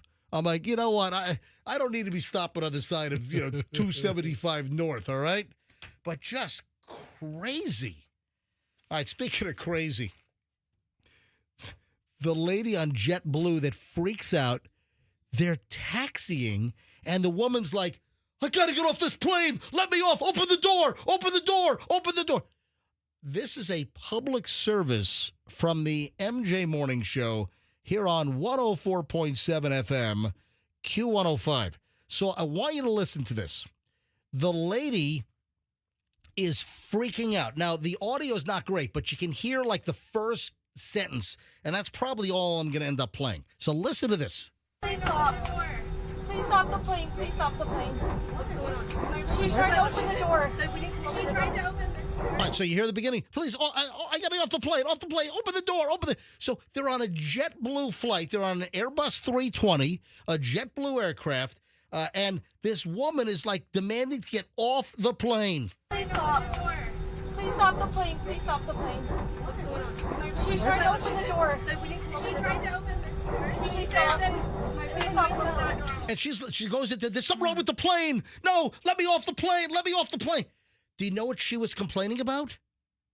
She was complaining about the barking dog sound that the Airbus A320 family of jets makes.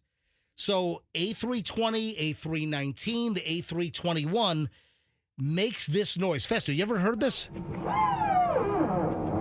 You ever heard this noise? Yeah. Yeah, I have. Yep. So that is called the barking dog. And that is something that the Airbus jets, they make this noise. It's not the whole flight. It's like right before takeoff or after you land. Like wing adjustments and you're taxiing. No, I'm going to explain what it is. What is it? Right, so this is the noise. All right, and in fact, if you're an MJ Morning Show Instagram follower, if you follow me at Certified MJ Radio, and you should, Certified MJ Radio, I shot this video on a Spirit Airlines flight last November. This was like, Andrew, do you remember the date? Because I sent you it was like November 10th of 2024. It's like almost a year ago I shot this video. Listen. You hear that noise? When you hear that noise on an Airbus 320 family, sounds like a dog barking. It's not. That is a hydraulic pump called the Power Transfer Unit, or PTU. And it sounds like a dog barking. Just landed at Tampa from Fort Lauderdale. So Wow. I shot that video like a year ago. And this woman's on a JetBlue flight and she's freaking out. Open the door, let me off. And she's yelling, my boyfriend's a pilot. This plane is broken. Seriously. And it's just, it's a normal sound. Yeah, it's a hydraulic. It's like the hydraulic A and hydraulic B. The barking dog sound on the Airbus A320 family aircraft, 320, 319, 321, comes from the PTU, Power Transfer Unit, a component of the hydraulic system. Completely normal sound because it has two independent hydraulic systems. There's a green and a yellow. Anyway, it's the Power Transfer Unit, I guess, and it's just normal. And this lady is freaking out. The flight attendants have to restrain her. She's like making her move toward the emergency exit to pop it open while they're taxiing. That's nuts. Yeah. So a dog barking, or that sound of a dog barking, or that perceived dog, that's a source of anxiety for some people. I'm not a fan of like dogs just barking for no reason. Right. It drives me nuts. The lady was yelling, the plane is broken, trying to convince the flight attendant stop the plane from taking off. They were getting ready to take off. They're taxiing, and then the Airbus noise was was happening. Let me off, the plane is broken. And open the doors. And she's like running up and down the aisle. Yeah, I don't have the city of where, they were flying from and to. What's your boyfriend the pilot of? Like a I don't- Cessna or something? Yeah. Yeah, it doesn't say. My little single engine pea shooter doesn't make that sound at all. This is broken. You see the rabies story locally? Oh, somebody got rabies? Yeah. What'd they get bitten by? Did they get bitten? They got bitten at a birthday party at a. No, I'm kidding. Oh. I'm kidding. Don't say that. A rabies alert, ladies and gentlemen. Rabies alert. There's like a whole rabies zone out in Polk County. So I guess a vet tech was bitten by a rabid cat at Lakeland Animal Hospital. Parkway Veterinary Emergency Services in Lakeland. I saw this on the news last night. More disturbing for me than the vet tech getting bitten by a rabid cat. Yeah. They need to replace their sign outside because all the letters are peeling off. Oh. Seriously. Attention Parkway Veterinary Emergency Services in Lakeland. Yeah, I mean, I feel bad that your vet tech was bitten by a rabid cat, a stray, but your sign is scarier than the rabies to me. I got to be honest. Can you? It was like it's like a big sign out front, and it looked like they had vinyl letters on this, and they're all peeling off, weather beaten and oh, peeling. Yeah. Fix your sign, people. So sorry to call you guys out. Let's see the Channel 8 story. Rabies alert is in effect for Polk County after a rabid cat bit a veterinary technician. Yeah, first confirmed case of rabies in Polk County in 2025, according to Grady Judd's Polk County Sheriff's Office. Is that news? Yeah, it was a quite severe bite wound, according to Dr. Lauren Nations, who's a veterinarian and co-owner of the Parkway Veterinary Emergency Services in Lakeland. Hey, Dr. Lauren Nations, I'm sure you guys are great. I'm sure you guys do a great job with the animals, but you got to fix your sign out front. It's looking really battered, and it needs to be fixed and replaced. I'm just saying, it's all peeling off. Yeah, it's not that sign. It was maybe one of the roadside signs, like on a metal pole or something. Yeah, I'm watching the Channel 8 story right now. Yeah, I think that's where I saw it. Looks like they take good care of animals. Yeah, but I'm telling you, I saw the sign. One of the signs is all peeling. I'm just saying that I thought they need. How about you make a nice donation to the Parkway Vet Center? Maybe that's what I'll do. I bet you if you drop a couple of $100, they get a new sign. Yeah. Or take care of animals. All right. Let's see. Is she going to be okay? What? Yeah. Do you still have to get like? I remember when I was growing up. Yeah. The thing about petting dogs, my mother said, you're gonna get the rabies, and then if you get the rabies, it was like 1,000 shots in your back or stomach or in something. your belly. Yeah. Is that still the treatment for rabies? Or have they or has medical advances gotten to a place where, you can just take like a pill or something or just like a single injection? I'm trying to find the video of the I think, you know what? I think it was their sign. I hope it was their sign. Yeah, I'm about to say, we just tore into their ass. I mean, I'm looking at their sign on Channel 8. It looks like a pretty good sign. No, you know what? The sign that doesn't appear to be the sign that I saw. That's actually a really nice sign on the Channel 8 piece that I'm watching. Yeah, the sign that I'm looking at right now, that sign looks good. You might owe them like a $2,000 check just to make up for what you just said. You should make a donation to this place. Hold on. You know what? I think I'm this seems like a really good operation taking care of animals. Well, that's what I said. You're just pooping all over their sign falsely. So, I mean, you put your foot in your mouth on that one. No, I thought it was one of this. Anyway, I'll have to go back and look at my TiVo and look at my DVR. Nothing a check can't make up for. Listen, I said that I'm sure their veterinary services are phenomenal, but I thought I saw a sign that was kind of tattered. All right, so Michelle, you can't get away with this. What? You can't insult their sign. No, right. I'm telling you, I thought I saw this poor doctor. What's his name? Dr.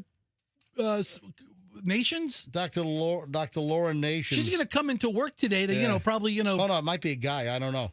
Anyway, no, but the I'm sure the vet services are phenomenal. Yeah. I thought I saw on the news a picture of one of the signs that I thought looked like it was. I don't need Dr. Nations coming in today to spay and neuter some animals to help control the pet population. Worried about the sign? Yeah. Hey, Doc, I heard about your crap ass sign. He's like, what sign? We have a nice sign. Oh, that guy in the radio said this. Anyway, I think it was them. I hope it was that. Well, boy, if it's not, you owe them. I owe them.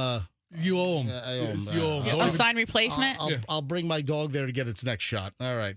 So, no, but I feel bad. Jerk. What are you saying? I'll bring my dog to its next shot. A stray cat was brought in by a good Samaritan who found the cat somewhere in South Lakeland.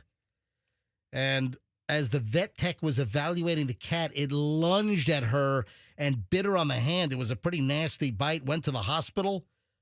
I mean, I guess they were already at a hospital. I mean, could they treat rabies at the vet, or you got to go to the real people hospital? I would think a vet could handle a puncture wound, right? You don't have to go to Lakeland Regional or anything. No, you have to be treated for rabies right away, or else you die. Yeah. So Really? Yes. The deal with rabies, you don't want. I believe I'm accurate here. How did they even know they had rabies? I think you have to.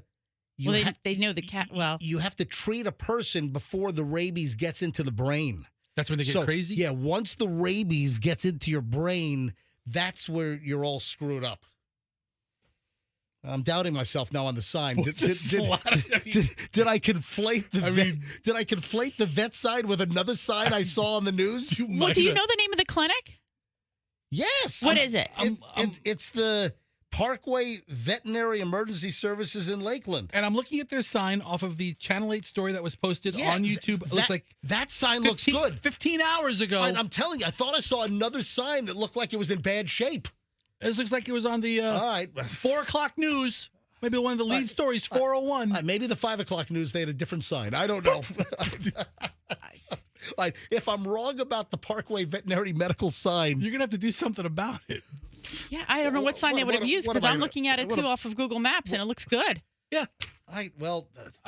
Maybe I saw a different story and I'm just. In the years that I've worked with you, you've never gone after such a benevolent organization over their sign, and you picked this one and you're wrong. I think potentially. I'm doubting myself now, but I'm telling you, maybe it was an adjacent story that had another business's sign that looked all ragged. But no, I'm looking now with the video Fester brought up. The sign looks pretty damn good. All right, you know what?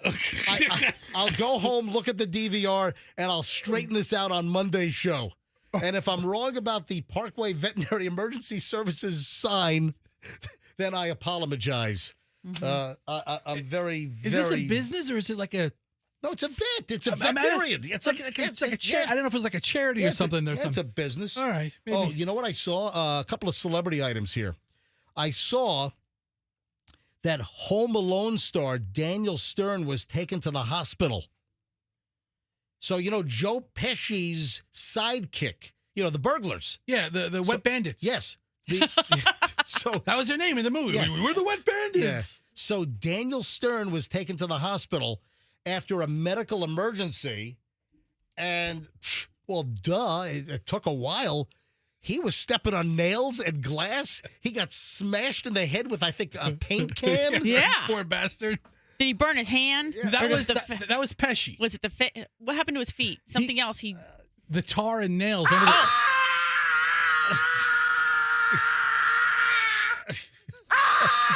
So, Daniel Stern taken to the hospital, medical emergency. It just took like 38 years, I guess, or 30.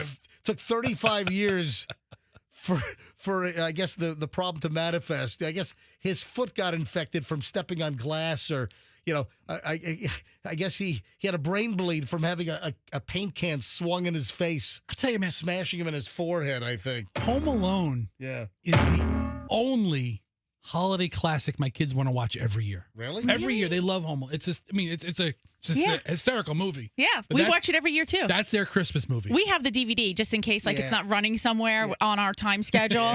We have to be able to watch it when we want to watch it. And the other one is Home Alone 2. Oh, no, Christmas Vacation. Oh. Come on, it's Chevy Chase.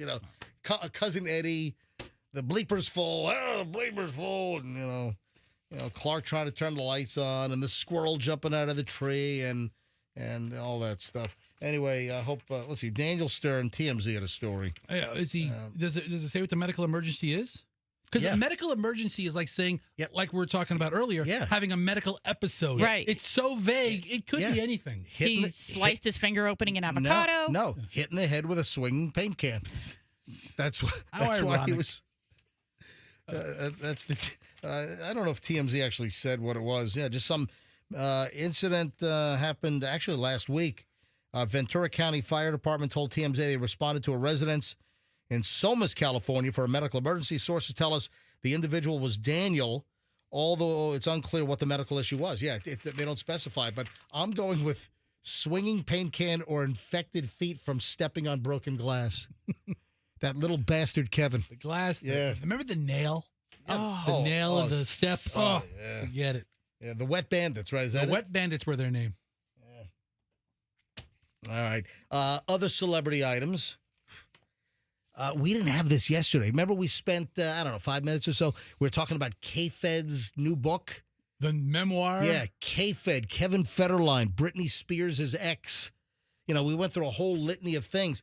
And more stuff is coming out that Kevin Federline saying that Britney Spears was snorting coke while breastfeeding her sons? Okay, see, here's the problem I have with this. He's claiming that all these years, all he did was try to support his children, their two boys, having a relationship with Britney when it was possible. She had some issues with, the conservatorship or whatever. Does he think that coming out with all of this information now is going to help the relationship? Let me ask a question the other way. Is he being helpful or hurtful? Yeah.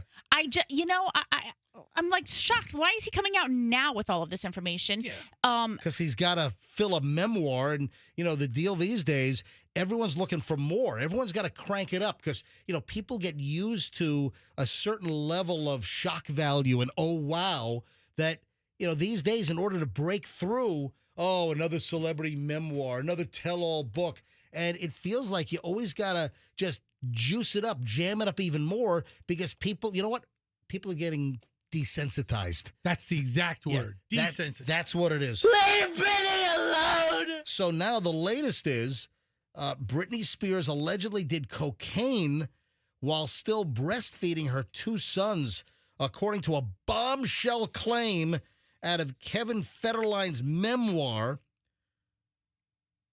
Alleges in You Thought You Knew that the incident took place at his Playing with Fire album release party in 2006. That was a good album, too, that K-Fed put out. Mm-hmm. I don't know. Platinum status. Wow. So that's the claim. And, Britney Spears is calling him pathetic. Yeah, Britney Spears blasts money-hungry Kevin Federline sob story. Yep. And Britney Spears is saying it's scary how convincing he is. What recourse does Britney have? Well, she says it's not true. And then he's like, your word against mine. It happened 20 years ago. Right. Unless he has like dated pictures or some, film of it or whatever. But, he claims to have like her best interest in some interviews or some, statements that I've read from him. Oh, they got the conservatorship wrong. Why ending it? That somebody else should have been there for her. And then he comes out with this. I just don't understand it. Yeah, other than the money factor. I think he really is just looking for a payday. Britney Spears blasted her money-hungry ex-husband, Kevin Federline, who she claims is making a profit off of her pain. In the upcoming memoir, Britney Spears posted a lengthy message via X yesterday criticizing Federline for attacking her in his recent interviews, promoting his book titled You Thought You Knew, and spreading a false and harmful narrative about her. Why is he so angry, in all caps? And what's scary is he's convincing. Yeah, she's saying of, Federline's, stories here that are starting to leak out. She says it literally blows my mind the moments he stops before he cries, "Are you effing serious?" So, so in the interviews, I guess is he getting all emotional? I'm avoiding him. I got to be on Team Britney on this one. That's the latest. Is the entire book about her? What else would Kevin Federline have to say other than stuff about Britney? How he created that, magnificent album that, topped the charts. Oh, yeah. Yeah. What, one album? How difficult his tour was. I don't know if I need a K-Fed memoir. I don't know if I need it. I don't need it either. Doesn't right. You want to go down a list of people I don't ever care to hear from again? I have nothing against the guy. Right. I don't ever. Does humanity ever need to hear from K-Fed, Kevin Federline, ever again? That's a very good point. I will say this. Yes, whatever problems they had, the court did award K-Fed total custody of these children. And he did raise two boys that seem somewhat reasonably adjusted. Yeah. Sure. I don't know his family, but so I guess he did a good job as a dad. Sure. But shut up, K-Fed. Andrew, what were you going to say? Andrew, if so much of the book is about her, is it really his memoir? Well, it's his life. Yeah, it's his life. It's his observations of, I'm sure a lot of it was the time that he spent with Britney Spears. 2 years. I mean, like when the Fester memoir comes out and I have, several chapters dedicated to the different stages of MJ. See if you can figure this out. Yeah. I want you to figure something else out. She once apparently said she had the twisties. Yeah. But now apparently she's got the doing, doing, doing, doing bouncies.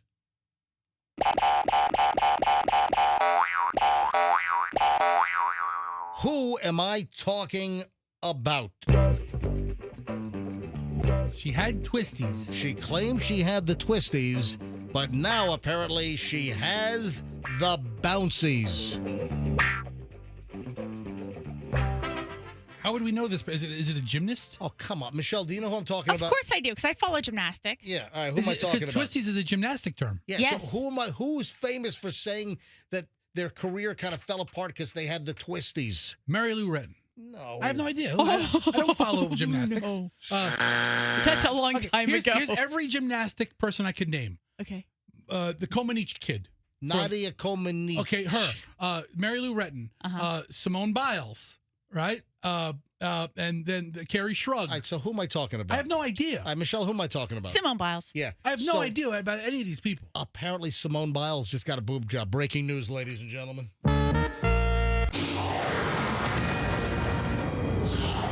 Yeah, Simone Biles shot a video of her bouncing on a trampoline. What? So, big buzz on social media this week. Wow. Yeah. What a difference. They are busting out, apparently. That is a 10. They are, enormous. Well, isn't she like 4 feet tall? Yeah, she's like 4 4'7", 4'10" or something, and just a gigantic boob job. So Simone Biles, big buzz earlier this week, social media. There's been a rumor for months about her undergoing breast augmentation. So she, I guess, posted something on her Instagram stories of herself bouncing on an outdoor trampoline. And, she had a caption, first flip in a year at the new house with new, and then there was a cherries emoji. So first flip in a year at the new house with new, and then 2 cherries on a string, like slot machine looking cherry. You know what I'm saying? Yeah. Mm-hmm. Hey, good for her. Hey, man, they're as big as her head. I mean, they are enormous. And she's bouncing up and down on a trampoline in her backyard. So is this an indication she's completely retired now? Who's she married to? It's an NFL Chicago Bears player. Yeah, she's married to someone famous, right? It's a football player. Jonathan Owens. I don't know who that is. I guess maybe he's not too famous. I thought she was married. Well, he plays for the Chicago Bears, he's dude. He's just a Chicago Bears football player. He's not Bears. It's not like he's Leonardo DiCaprio. All right. Or Denzel Washington. Hey, Andrew, do we have T-shirts? I don't think we have any T-shirts. Okay, dude. Yeah. So Shamara's been gone for like 10 days. Yeah. She's like in Central America. Wow. Like Really? I saw her before she left, and she's like, I'm going to Costa Rica for 2 weeks. The promotions closet, that's always so well guarded, is left open. But these days in radio, the promotions closets are not what they used to be. In radio, over the years, we would have cases of station T-shirts. And so I get an email from John Johnson. John says, hey, MJ, can you get me a Q105 T-shirt signed by you, Fester, Michelle, and Meredith?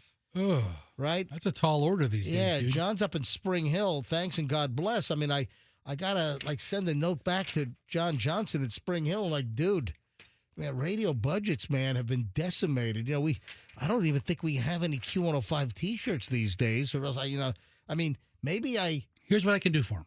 I think I've got like a Jiffy Lube shirt. I'll just bring that in. We'll sign that. And if you want a radio station T-shirt, John Johnson. Right. And I can't do this for everybody. I think I only have like 5 of them left in the closet. I think I've got a Joy FM T-shirt. I think I have a couple of 98.7 The Shark T-shirts back there. Those are collector's items. We'll send you one of those. Yeah. Yeah. So, John, listen, I'm John in Spring Hill, dude.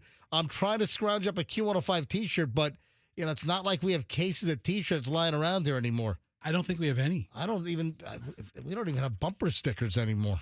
I don't know. I don't know. Yeah. Sorry, man. Here's another email from a listener. MJ, my wife and I just visited Small Batch Creamery. I asked the young man if he had MJ's triple vanilla. He said yes. I said, I'd like to try a scoop of that, please. Thinking I meant to try a taste, he handed me a little bitty spoon sample. I punched the kid in the face. No, I'm kidding. No, it doesn't. It doesn't. Poor kid. It doesn't say that. All right. So he says, I tasted it and immediately changed my scoop to a pint.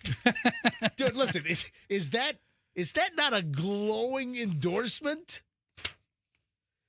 Hands down, the best vanilla ice cream I've ever had. Well done, sir, from Grant Patterson. Grant wrote, well done, sir? Yes, well done, sir. Did he put a, here?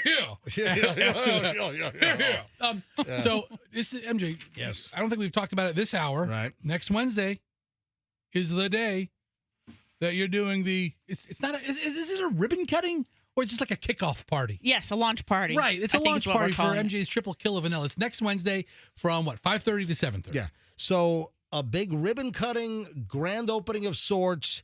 So the MJ Triple Kill of Vanilla has been available now for a little over a week at Small Batch Creamery. But we're doing the official launch. And it'll be me, it'll be Fester, it'll be Michelle, and we will be at Small Batch Creamery coming up on Wednesday next week. Make plans now from 5:30 to 7:30. Small Batch Creamery at 5530 4th Avenue in St. Pete. It's right near 56th and 4th. And it's in a shopping center with like the Hungry Howie's, and there's a Dan's Fan City in there, I think. You can get a fan while you Yeah. get the ice cream. Right. So we'd love to see you. You know what's really weighing on me, man? If I screwed up the sign. It's bugging me. Yeah, that really sucks. Yeah, I might have to do a big apology and a retraction to the. I mean, I just to want the Parkway Veterinary Emergency Services in Lakeland. I thought I saw on the news that their sign didn't look good, and I was, you know what? I was being very flippant when I said I was more concerned with the sign versus the vet tech that was bitten by the rabid cat. Considering they could die. Well, no, they got it in time. So I remember when I was a kid. I remember the scare stories that if you got bitten by a rabid dog or cat. Remember those? Yes. I'm telling you, that was the biggest fear of rabies. Was the treatment for it. That the needles were 2 feet long in your belly. Yeah, but I think that used to be the case. You used to have to get like rabies shots in your stomach with ridiculous needles. But these days, the treatment, I think, the treatments for rabies are a lot better. But they caught this early enough. Okay. So, but I'm really guilted up good here. Do they have to put that cat has to get put down, right? Right. And I thought the only way they knew that was if the cat or the animal passed, and then they tested it. Should we call them right now and see if we can get Dr. Lauren Nations on the phone? I don't think she's a fan of us right now. It might be a he. I think Lauren might be. Whoever the good doctor is. You know what? We're just going to let dogs lie on this one. Let sleeping dogs lie. And they're going to contact us. If we made a mistake, MJ, do your research to verify that you were right or possibly wrong. If we have to issue what? Possibly wrong. I just put it out there as a possibility. If we have to issue a retraction and modest apology, we will. Maybe we can make a donation to the Polk County, right? It's Polk County SPCA for our error. And but if they contact us, then we'll go further. Are you ready for the 5 foods to help you fall asleep faster without pills or supplements? 5 foods. I'll tell you what, man. A pint of MJ's triple kill of vanilla has been putting me to sleep for like the last 6 nights. Going right out. All right. I have a list here. So if you want to get rid of sleeping pills or other sleeping aids, these are doctor and dietitian recommended foods that can help you sleep faster, easier, better, which I got to be honest. One of these, okay, but some of the other ones are like, wait a minute. Eat this before you sleep and you're going to sleep better? All right, the first one, if you're looking for like a natural food to eat before you go to bed to help you sleep, fall asleep faster, tart cherries. What? Yeah, I don't. So more acidic than sweet cherries. Tart cherries have the most crucial element for getting a good night's sleep, and that's alcohol. Melatonin. Oh, yes. You get a couple of drinks in me, I'm out like a light. Yeah, a hormone produced in is it the pineal gland? So cherries, in the brain? Yeah. I've never heard cherries are high in melatonin, but I guess that's a thing. Here's where it gets a little dicey. Next on the list, beans. What? How's that? Oh, I mean, yeah. Can you imagine? You just load up on beans before you go to bed, and and Michelle, you're next to me, and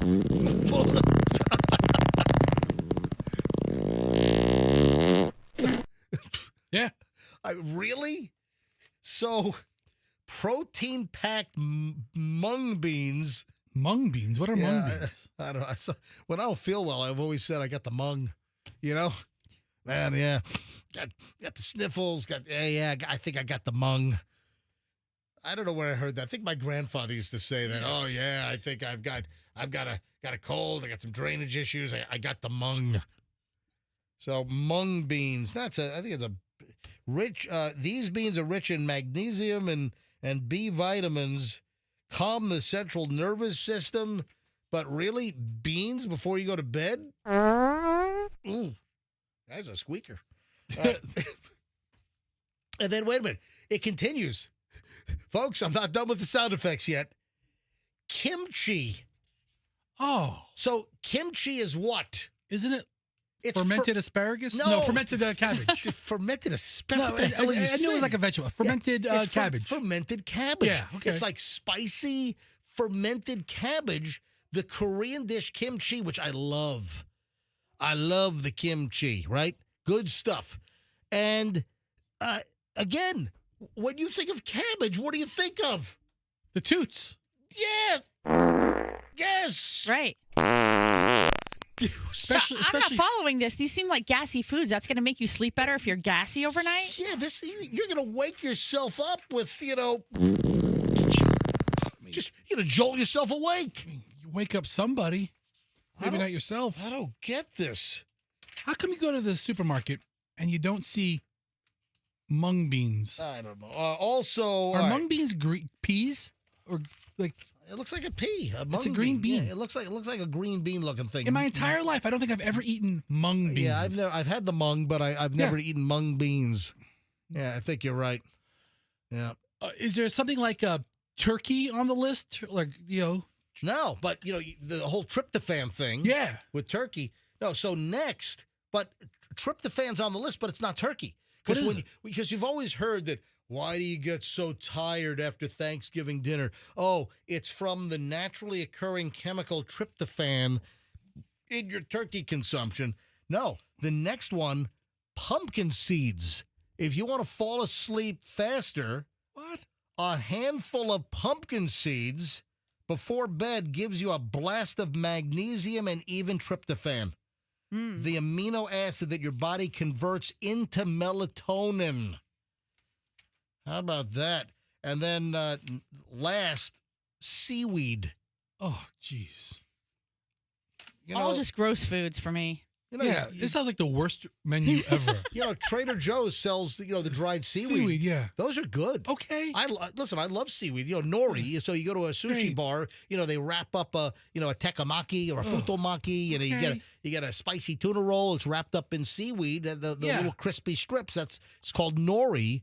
And the seaweed also will help you fall asleep faster. Yeah, but there are some degenerates who just eat seaweed like as a chip or something. Oh, that's the snack. That's the snack. Why are you a degenerate? Because Trader Joe's doesn't Trader Joe sell those? And they probably sell mung beans too. And Costco sells like the dried seaweed strips. It tastes like fish and salt. It tastes. They taste great. Oh, no. Stop it! It smells like a body. It's just washed up on the shore. Oh, look, it's covered in seaweed. No, it doesn't. That's really good for you. Gross. You stop. No, it doesn't.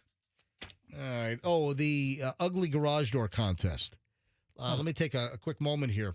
If you have a really ugly garage door, Banco wants to get you a brand new garage door. So Banco has a new $2,000 garage door for you. If you've got an ugly, scary, spooky garage door, enter our contest. Go to mjmorningshow.com. Go to As Heard on the MJ Morning Show. Then scroll down to the Banco MJ Morning Show Spooky Garage Door Contest. Fill out the form. Send in a picture of your spooky garage door. And it's totally open It's totally open to interpretation of what's spooky. Whether it's just bashed and smashed and looks just ugly, falling apart, whatever. Or I guess, you can decorate it and make it look spooky. I guess it's open to interpretation. But just send in a picture, fill out the form, and we could be notifying you at the end of the month or probably sometime in early November that, hey, you won the spooky garage door contest. Banco's going to put on a brand new $2,000 garage door for you. So enter at mjmorningshow.com. Click on As Heard on the MJ Morning Show, and then look for the line item. Click on it, fill out the form, and beautimous. Oh, speaking of Halloween, hey, Michelle, did you run into a woman at X-Force Body that you gave her London travel tips on? Yeah, like months ago now. Yeah, hi. So I get this DM. Uh-huh. So I get this DM on my Instagram, Certified MJ Radio. I met you and your wife at X-Force, and she helped me so much with London suggestions. I just started this company in the Tampa Bay area, And then she goes into this whole dissertation. She started something called the Pumpkin Exchange. Okay, what's that about? She decorates your home or business with a whole Halloween pumpkin array. Oh, you know what? People like to do that, and you don't have the time, and Yeah. you got to go buy all the supplies. So it's nice to have somebody come and do that for you. Yeah, so it's called thepumpkinexchange.com, and she says that she still has a couple of slots open for October. So if you want to get your house all pumpkined up good, they come by and they do a whole pumpkin and festive fall display for you. Yeah, you haven't decorated our yard yet. We never decorate our yard. You do. You've done it since we've been home. No, I didn't do it last year. I did. I did it like. Okay, you skipped last year, but every year before that you did it. You went and got the spider webs and these big spiders to put on the front. Listen, Party City closed. I'm done. Yeah, that's over. All right, kids are out.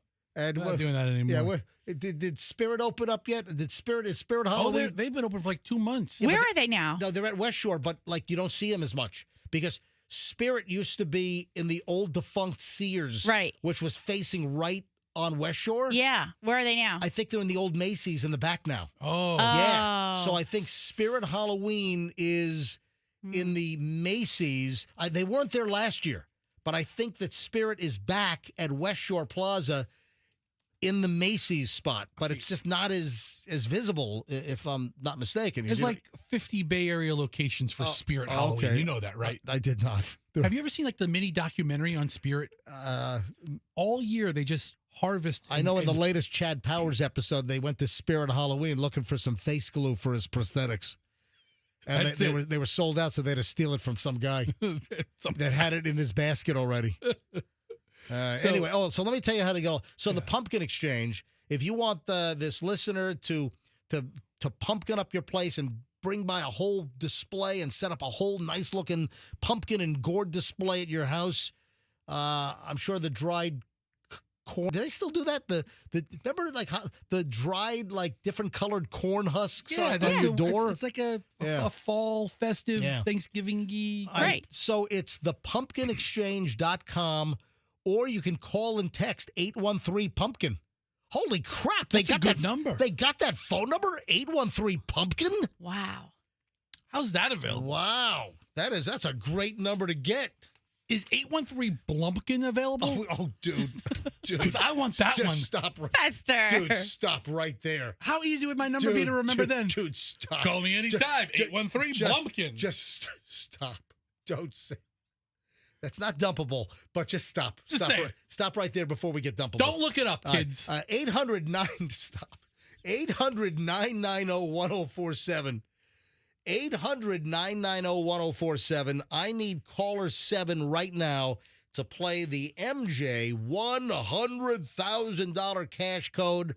If you call us 7, give me a 5-digit code, and boom. You could win $100,000 if you give me the code that opens up the safe. So that'll happen momentarily here on the MJ Morning Show. Ozempic. Wait. What? Wait, what? Andrew found the sign of the Oh, it vet. is. Oh, I'm right. Okay. Hold on. Andrew, crack your mic. Hold on. Andrew, so I wasn't wrong about the vet sign.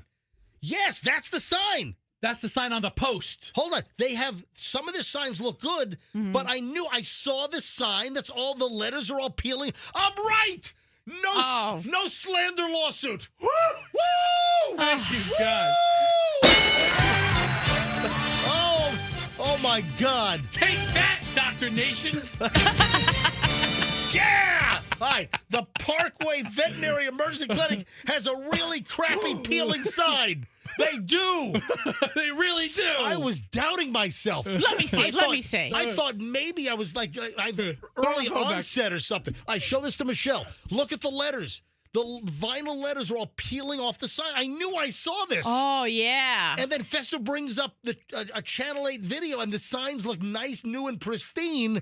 And I'm like, am I going crazy? Am I like in the old like 1940s movie Gaslight? I mean, what's going on here? I'm losing my mind. I'm going crazy. Maybe I have undiagnosed rabies. No, they do have a peeling awful sign. I was feeling bad, like, oh my God, did I besmirch this place? Listen, I did say I'm sure their veterinary services are just fantastic, top notch, but their sign out in Lakeland, well, they got a sign that really looks crappy. All right. Oh, Andrew, thank you. I was unsettled, man. I didn't know if I was going to be able to complete the show. All right. Looks like you've been justified. I've been what's cleared? the word? No, well, cleared. Yes, I've been not Exonerated. vindicated. Yeah, I've been vindicated. That's the word I'm looking for. All right, 8:44 at the MJ Morning Show. Quickly, lie. Oh God, Look at how much happier he sounds. You know what? That's a monkey off my back. That's a rabid monkey off my back. Bullet dodge. Yeah, excellent. All right, Stephen in Clearwater. Stephen, you're on the MJ Morning Show. Stephen, right now, I need you to give me a 5-digit code to open up this friggin' safe. All right. What's the code there, Stephen? 10475. 10475. All right. Let's type in the code. 75 at it does not open the safe. Hey, Stephen, where are you from? Yeah. Where are you from, Stephen? I'm from Clearwater.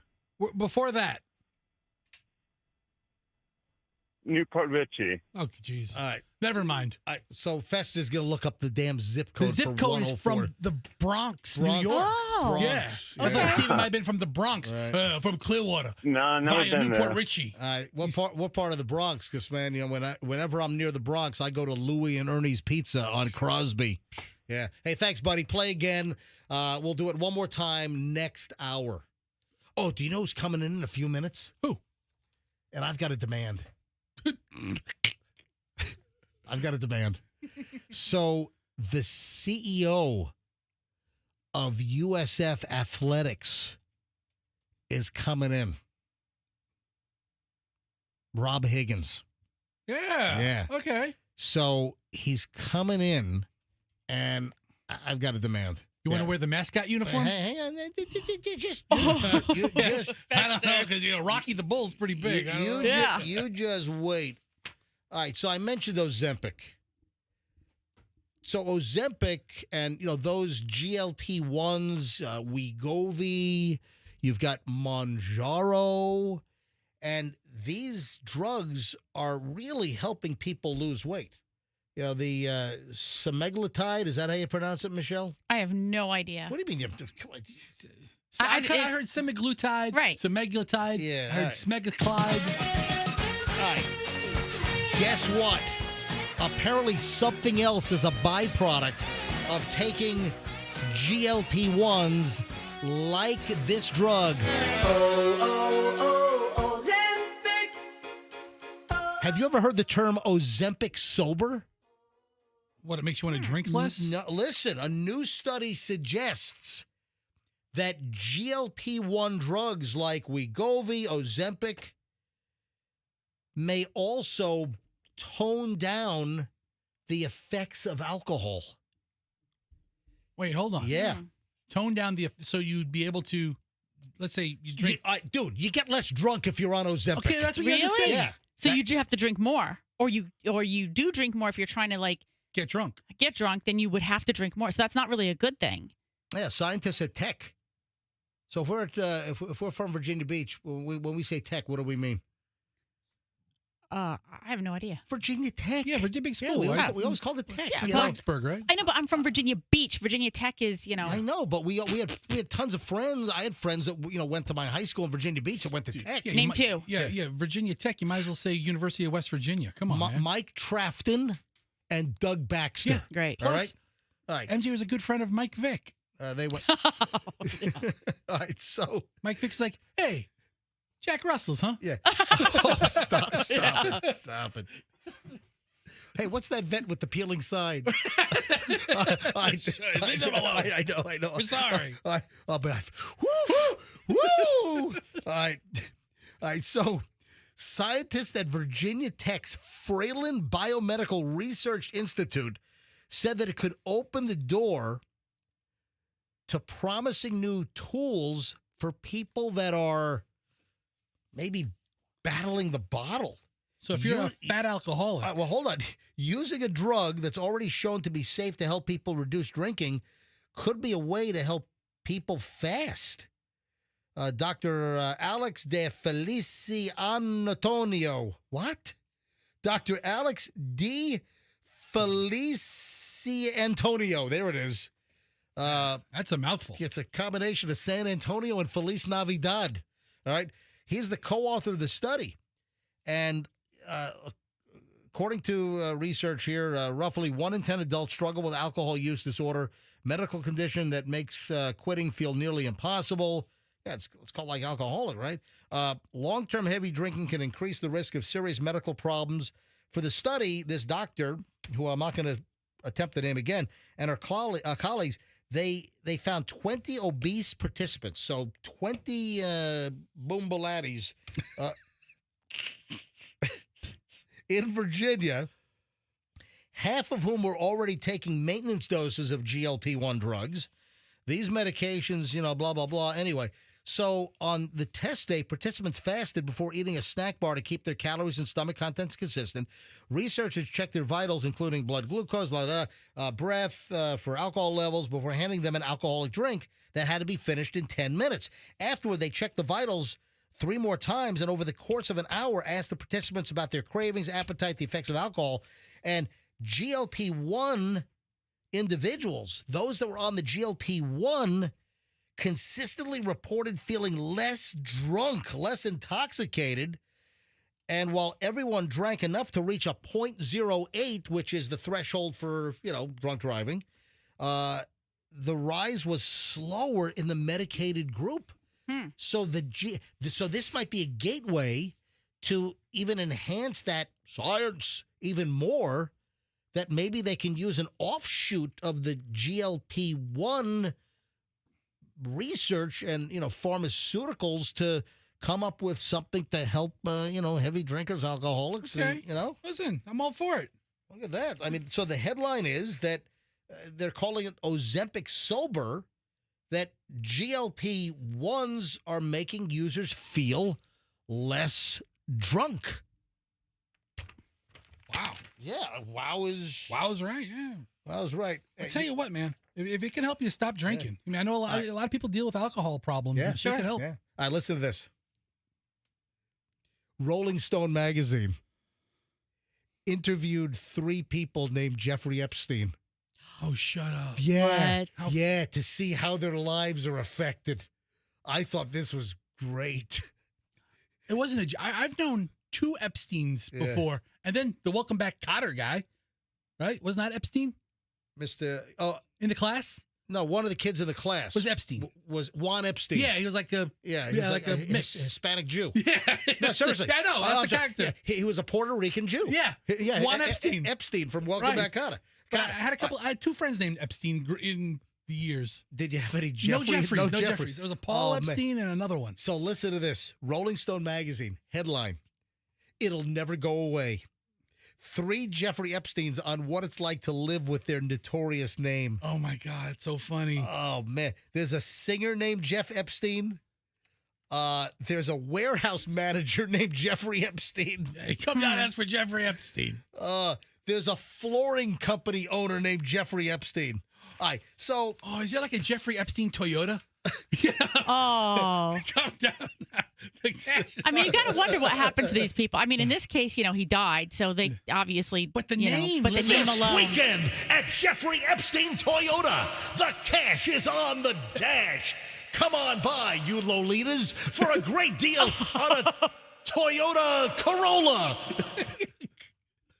The young girls love the Corollas. Oh man. Oh, God. So the warehouse manager asked whether his name has caused him much grief. Another Jeff Epstein, a 45-year-old warehouse manager in New Jersey, says, "You have no idea." That's awful. His friends, at least, appear to take a certain pleasure in the unfortunate coincidence. Oh, nice friends. Epstein shares an email a thread between him and a few of his pals about being approached for the interview. One person advises that he tells Rolling Stone that you haven't been laid in 6 years because of this. Oh, wow. And make sure that they put your picture and address in the article. Oh, man. I went to my primary care doctor, whom I haven't seen in years, Epstein says. He walks in and says, back in the news. He admits the remarks are pretty much inescapable. I get comments all the time, especially when I need to show ID. Epstein knows how to take these interactions in stride. However, I usually tell them they're uninvited to my yacht party. All right, okay. Then there's a flooring company owner in Tucson. Jeffrey Epstein, who runs a flooring company in Tucson. My customers get a kick out of it. Anyway, I thought that was clever. Interviewing three different Jeffrey Epsteins from different walks of life and how this crap is affecting them. All right, 8:54 at the MJ Morning Show. When we get back, 9 o'clock hours on the way, the CEO of USF Athletics coming in. And the first thing I'm going to do is make a demand. Oh, great. I've got demands. All right, hold on.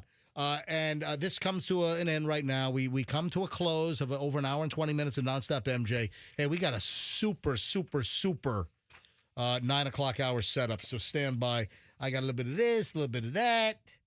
Got to get into some Gen Z issues coming up in just a bit. Stand by.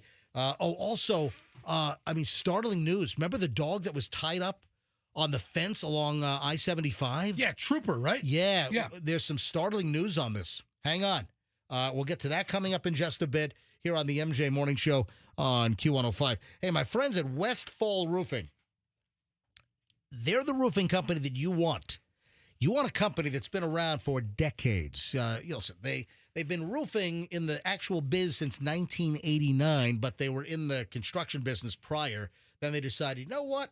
Let's focus on roofs. So if you have any kind of a roof problem, you've got a roof leak, you got just a mangled-looking, nasty roof, if you just need a roof replacement, and there are thousands and thousands and thousands of people in the Tampa Bay area where your roof is in freaking overtime. Roofs last in this hot Florida sun with all the elements. Roofs last an average of 15 to 20 years.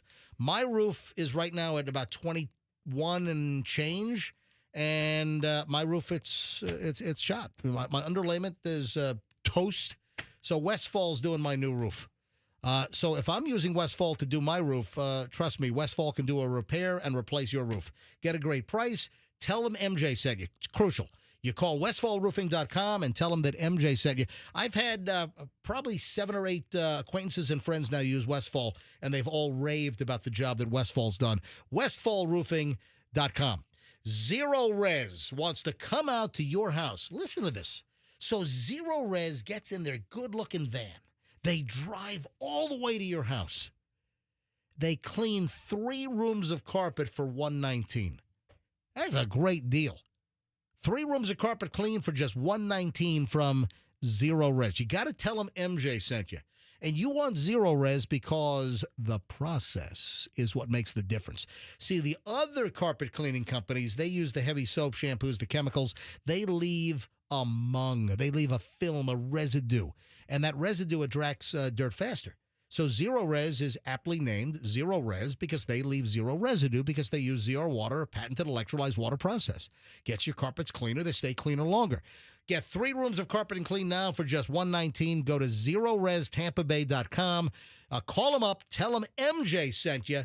ZeroResTampaBay.com. You got to mention me, MJ. Get 3 rooms of carpet clean for just $119. The Kemp Law Group is waiting for your call if you have a fall. Accident or fall, you call Kemp Law. So you know about the car wrecks. You get rear-ended, you get T-boned. I mean, listen, the roads are nuts around here. The crazies, the wackadoos that are driving around, speeding, weaving, swerving, on their phones, doing everything but driving. You know, they whack into you. You know, you got neck problems, you got property damage, you missed work, you got all kinds of issues. You call Kemp Law. But slip and falls are another area. I mean, you're just minding your own business. You're shopping. You slip on something, wet floor, maybe a piece of bib lettuce, and you just do a cartoon, you know, your back's all bent out of shape, your butt is broken, you call Kemp Law. Call 911 first, you call Kemp Law second. KempLaw.com, tell them MJ sent you. Traffic's on here, Shriner, MJ Morning Show, back in a minute. We have a disabled vehicle on the Sunshine.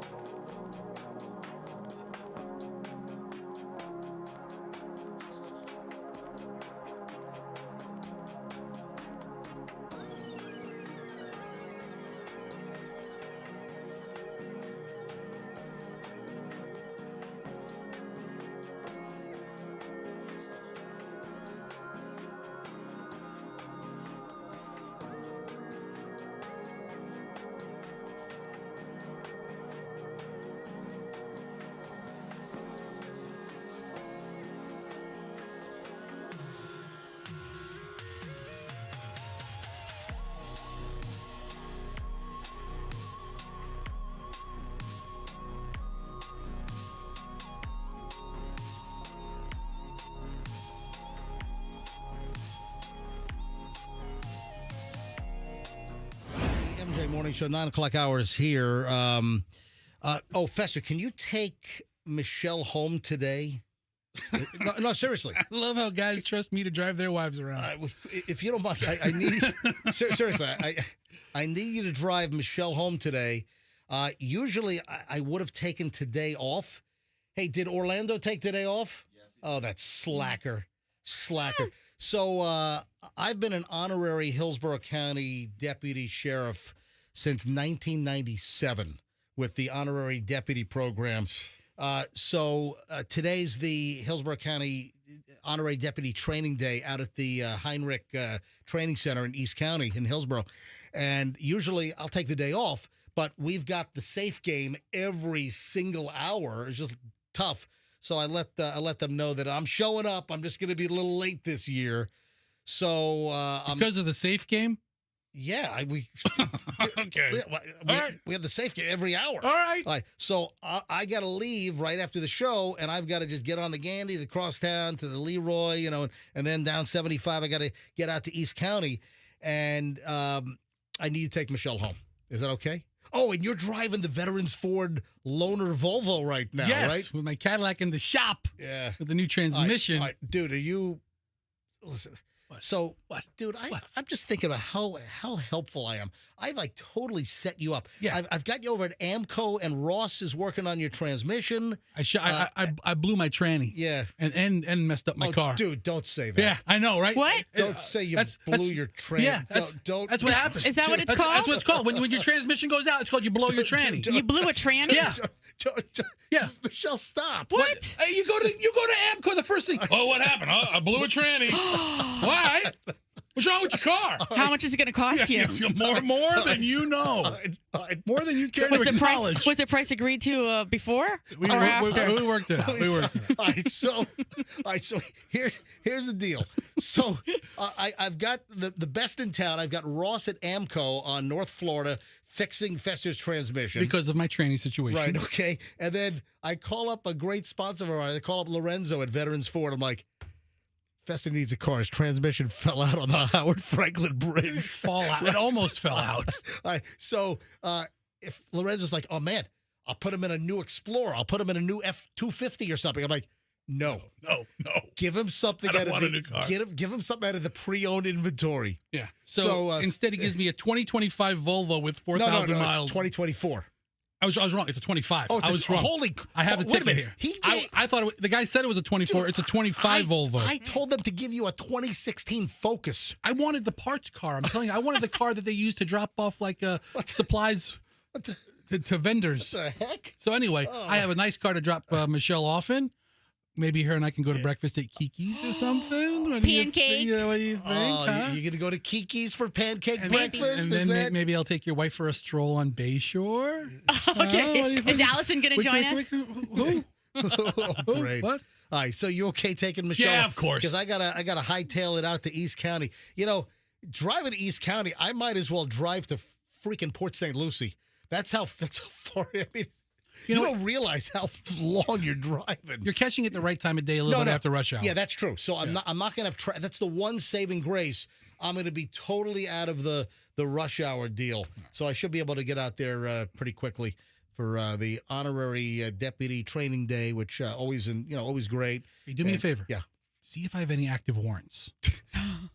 Just check. Just ask. You think they give him access to that computer system? He knows somebody. He knows somebody who has access. I can't log into David. Just check for me. All right, 9:06 at the MJ Morning Show. Special guest. So, Rob, welcome. I told Fester and Michelle a few minutes ago that I had a demand that I've got to make a demand right off the bat about how deserving I am of an honorary degree. And we've got Rob Higgins is in. Rob is the new CEO of athletics at USF, right? And, of course, you have a storied career, Tampa Sports. How many years were you with the Sports Authority?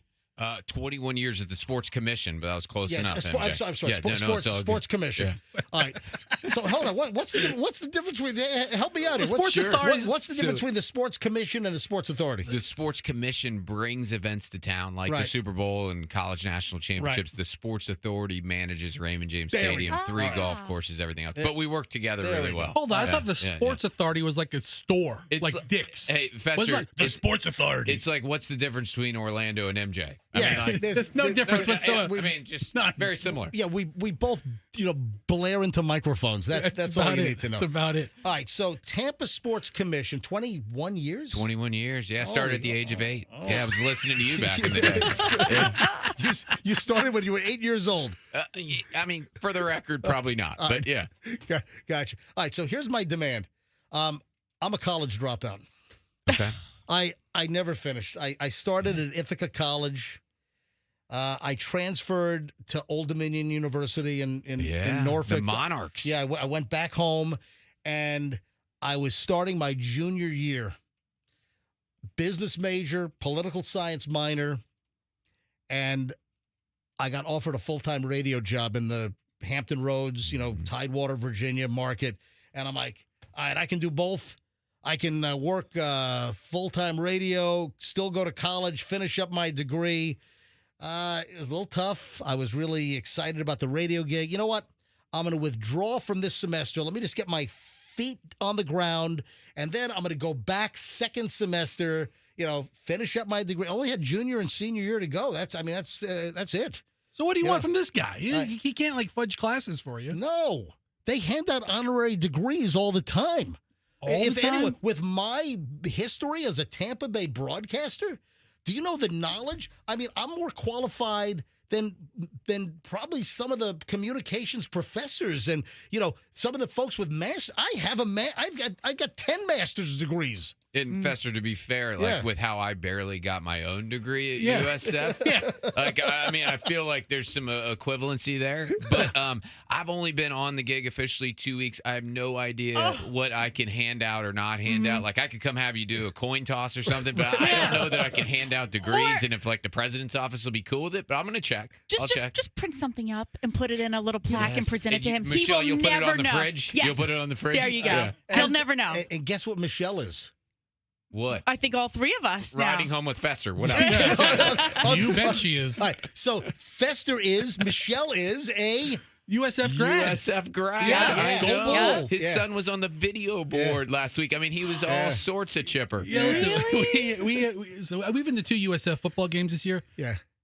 They are a great time. And then he's going to make it a third tomorrow night. So tomorrow night we're going to our third game this year. We're actually handing out honorary degrees, MJ. We'll see you there. No? Oh, there we go.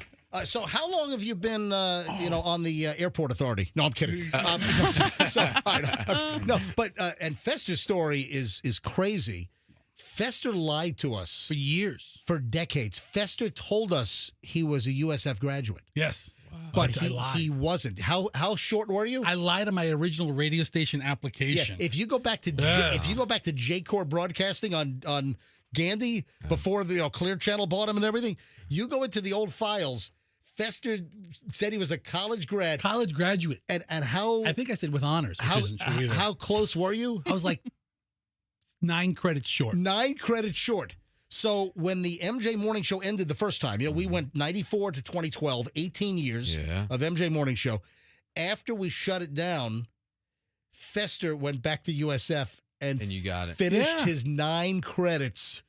Here's what's crazy is when I was going through this search process trying to land this job, I was panicked about the background check at the end. And it had nothing to do with, I knew I had my degree. Again, barely.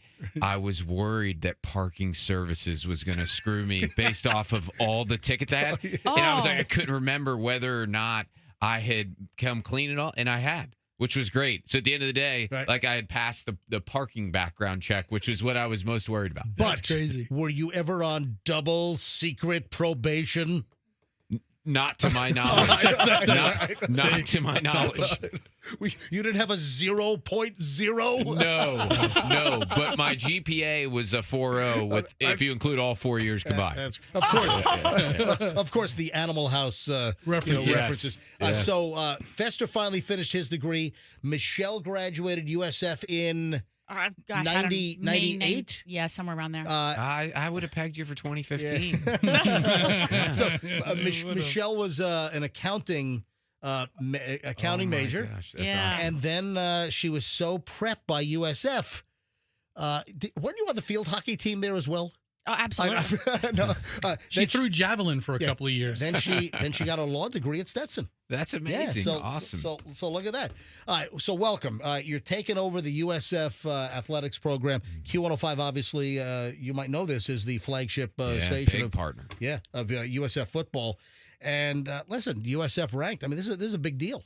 Huge deal. Yeah. I mean, to be a top 20 football team right now with how competitive it is, to have wins over Boise State and Florida, all of a sudden all our Gator friends are pretty quiet. But and then now to win 5 out of 6, come home for homecoming tomorrow night against Florida Atlantic with what'll be an awesome crowd. It's amazing. That's great. The program has just excelled. You're going to take it to the next level. I'm very highly confident. You've got a new stadium, like a $300 million. How much is the stadium going to cost? What's the plan? Closer to 400 million, 35,000 seats. It's going to be a game changer. You guys know, I mean, USF has fought this perception around being a commuter school for decades. So to have the opportunity to have our student athletes and students be able to walk to a campus instead of driving 25 minutes, it is a true game changer. So this stadium, as it stands, is going to seat more than the proposed new Rays stadium. Yeah, I mean, and it hits the sweet spot for our community. So right now we have a bunch of small venues like our USF soccer stadium is 2,500 seats, or you have Raymond James at 65,000 seats. So to have 35,000 seats not only helps our campus, but it helps the community because it'll open us up to outside events. That's the biggie, is that there will now be, bigger than some of the smaller places, not quite as big as Ray J.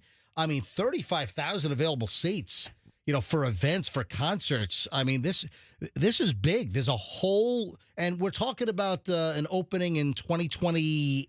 2027. Yeah, 23 months away. Wow. It's coming out of the ground now. Hundreds of people working on it as we speak, and it looks amazing. How many yards of concrete?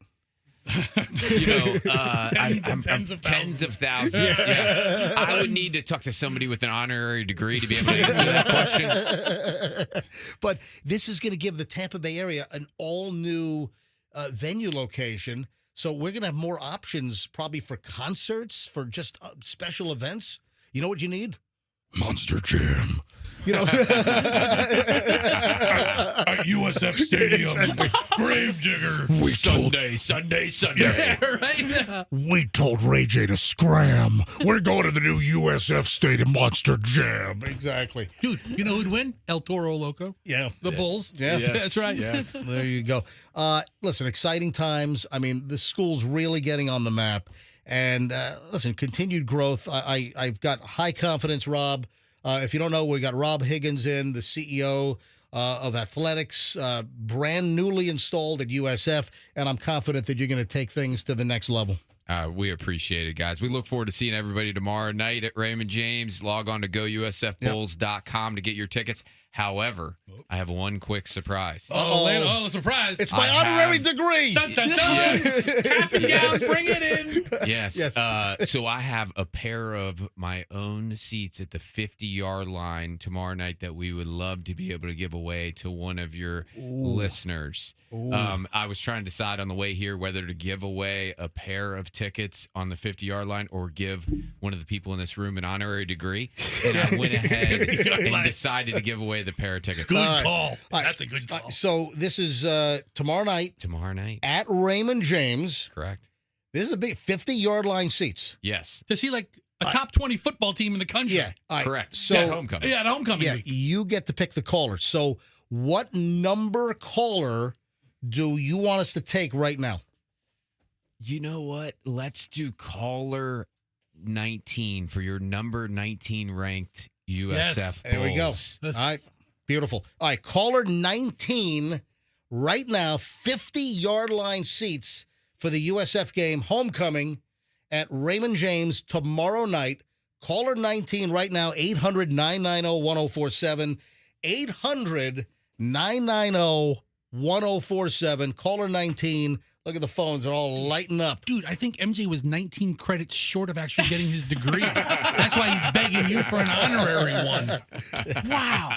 There we go. Hey, hang out. We'll take call. You can tell them you're caller 9. I'm going to cue you and say, MJ Morning Show, who's this? They'll say their name, and then you say, you're caller 19. All right? Perfect. And then you can give them the whole shebang, the whole rundown on these. All right, it'll take just a short amount of time. The CEO of athletics, that position, that's a new job. It is a new job. It's the first ever, not only at USF, but in the entire country. So everybody else right now has an athletic director leading their program with everything that's changed in college athletics and how big of a business it's become. You need a CEO. We needed to elevate the position. And that's awesome. Hats off to our board of trustees for having that vision. You get a company car with this gig? Yes. All right, good. All right. Is it green? Yes, with gold seats. It's crazy. It is really cool. Ask them what their name is. Excuse me, caller. What is your name? Dana. Hi, Dana. This is Rob Higgins. Hi. CEO of athletics how are you? for USF. Good. How are you doing this morning? I'm doing fantastic. Do you have plans for tomorrow night, Dana? I do not. Okay, would you like to use a pair of my seats, which are at the 50-yard line, for tomorrow night's number 19 USF Bulls taking on Florida Atlantic for homecoming? I would love to. That's what we And like to I would- hear, Dana. Yeah, that would be awesome. My son is at USF. He's going there. Look at this. Very That's cool. awesome. What's great is he'll get a degree there, unlike MJ. Yes. He won't need an honorary one. Yeah, and she's got another demand. She wants her son to be the kicker. Yeah. You know what? Perfect. I'll talk to Coach Gold. Yeah, let me Is his last name Grammatica? Yeah. Let me tell you the one position I don't know USF about does. that. He's pretty good. Yeah, Grammatica's doing everything he can, man. That's Right. awesome. Well, Dana, we look forward to having you join us. Thanks for your support of the Bulls. It's going to be an awesome night. We're glad to have you coming. All right, Dana, hold the Oh my gosh, phone. We're going to get all Okay. your Andrew, who, by the way, wish Andrew, our producer, happy birthday. Today's his birthday, all right? Oh, I will do that. Yeah, I will so, do that. Thank you all so much. Andrew's going to pick up next, get all your information, and we'll tell you how to get the tickets, all right? Awesome. Thank you. All right, so, Rob, how do we get her the tickets? Do we We'll work it out. We'll We'll get get- her email address All right. and we'll get them over So to her. we'll have digital tickets for you, and we'll have that info for you like right now. Yeah, give us 5 minutes. Yeah, give us 2 minutes, and we'll have it all taken care of. Rob, best of luck. Let me shake your hand. Yes. Thank you, guys. Best of Thank luck. you, guys. Go Bulls. You know, he normally doesn't shake hands with people who don't have honorary Oh, degrees. yeah. You know, I mean, Mr. Higgins here. I know. All right. Thank you, buddy. I appreciate it. Have a great weekend. Much success. Great. All right. Go Bulls. 9:20 at the MJ Morning Show. So when we get back, it's the final chunk of the MJ Morning Show on a Friday. And, I think we're going to end normal time, but then I got to get in the car. I got to head on out to East County for honorary Hillsborough County Sheriff's Office training day. You know what? Can I just say, like, a Yes. lot of offices close early on Friday. Yeah. You know, like instead of 5, they close at 3. Yeah. We should 30. close early. Shut it down right now? Yeah. Shut it down. Shut her down. Yeah. Hang on a minute. Do we have the sound effect? I have that capability. Okay. No, I'm not shutting it down now. I'm not going to play the Mark 7.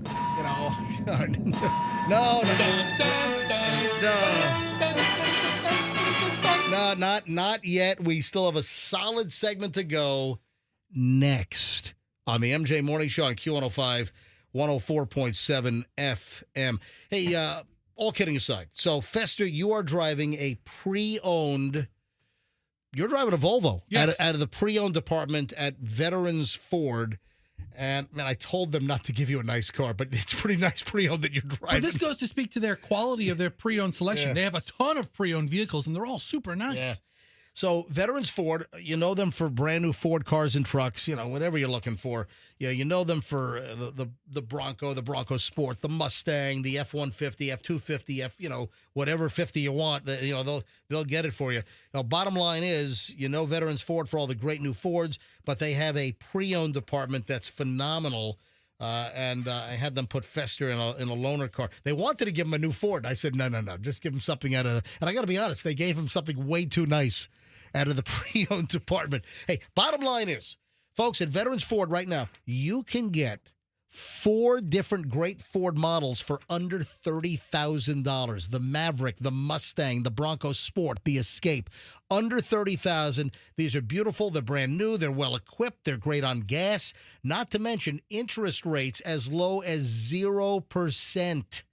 Rebates as high as $6,000. Aggressive pricing. You walk into Veterans Ford this weekend or any day, you tell them you want the MJ deal, and no other Ford dealer in town is going to beat the price. You want the MJ deal at Veterans Ford, Linebaugh, and the Veterans Expressway, and tell them that MJ sent you. My friends at Plan B Air Conditioning, I highly recommend them. They've done work at my house. Plan B Air Conditioning just recently put in a brand new Daikin system. I had a Zone Go. It was beyond repair. It was out of warranty. And, when some of these units go out of warranty, wow. So Daikin is the best warranty in the industry. South Korean company. The number 1 air conditioning manufacturer in the world is Daikin now. 12-year warranty on parts. Doesn't get better than that. And, of course, Plan B Air Conditioning will be happy to install a brand new Daikin if you need a new system. But you might just need a repair. And that's the bulk of the business, is just repairing air conditioners at a fair price with highly experienced, qualified technicians. A great experience. It's Plan B Air Conditioning. 813-PLAN-BAC or planbairconditioning.com. Mention that MJ sent you and get 10% off.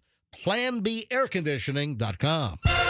923 traffic's on your Shriner MJ Morning Show.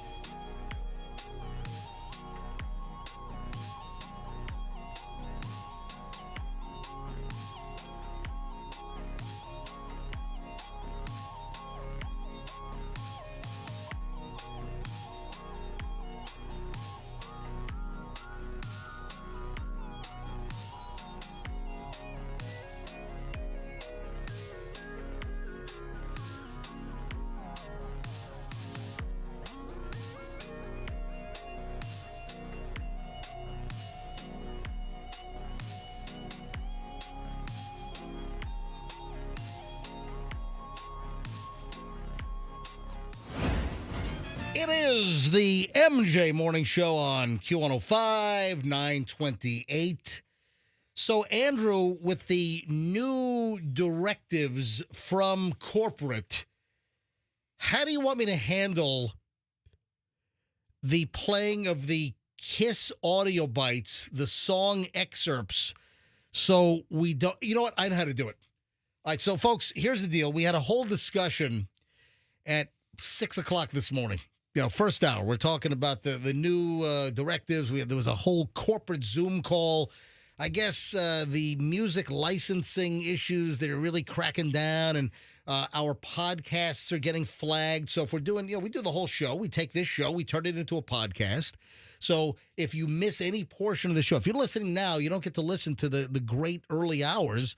You can go back and on any major platform, just search for MJ Morning Show on Q105, and you can find our podcast. Go to mjmorningshow.com. We got our podcasts.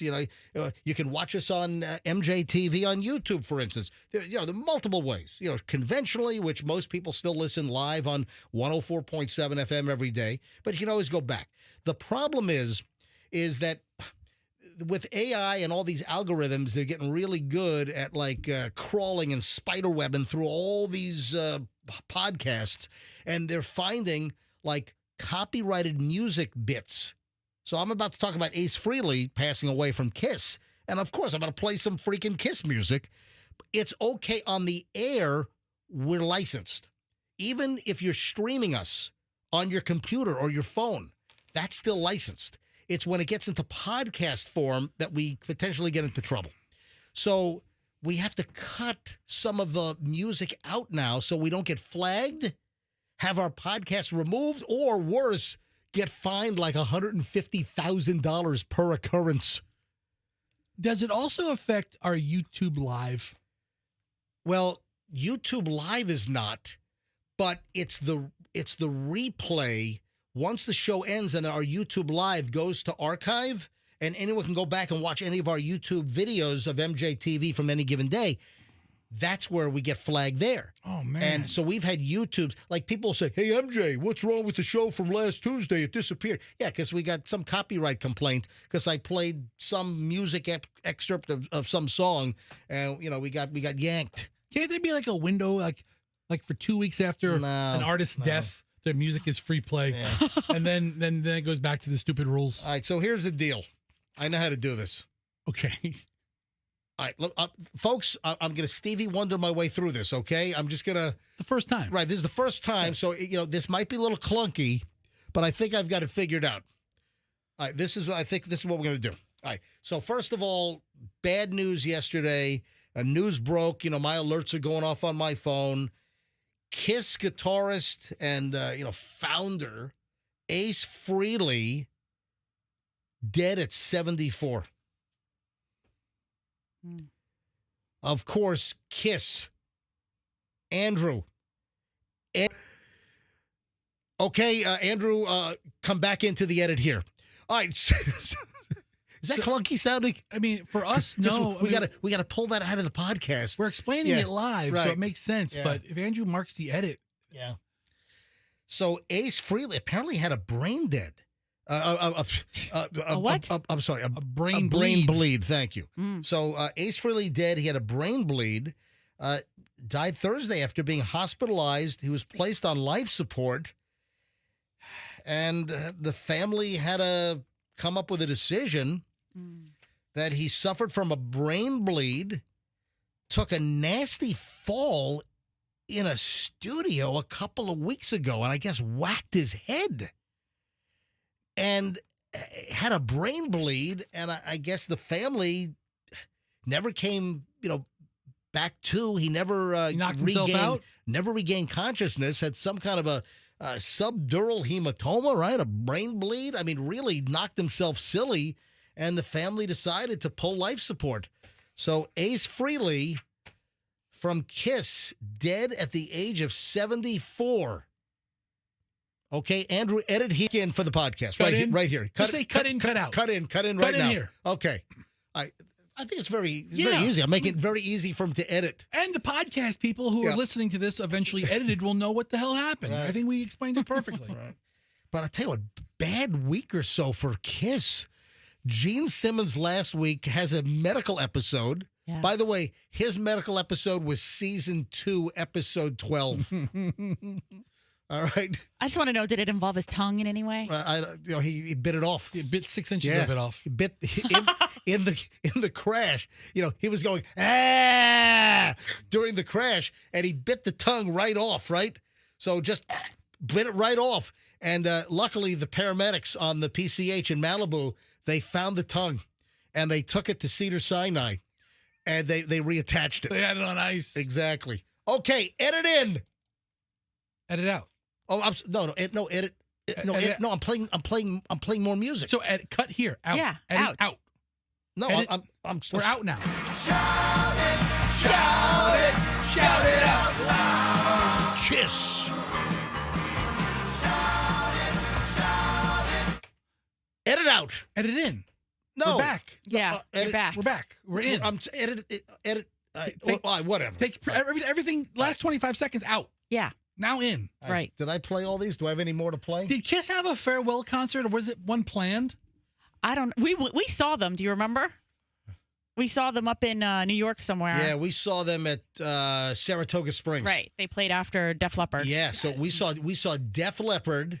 Mm-hmm. Man, I used to know the road manager for Def Leppard. Yeah. I was in like Flynn. We need to get back in touch with him. Yeah. I do have his cell number. You're not playing my favorite Kiss song. Which one?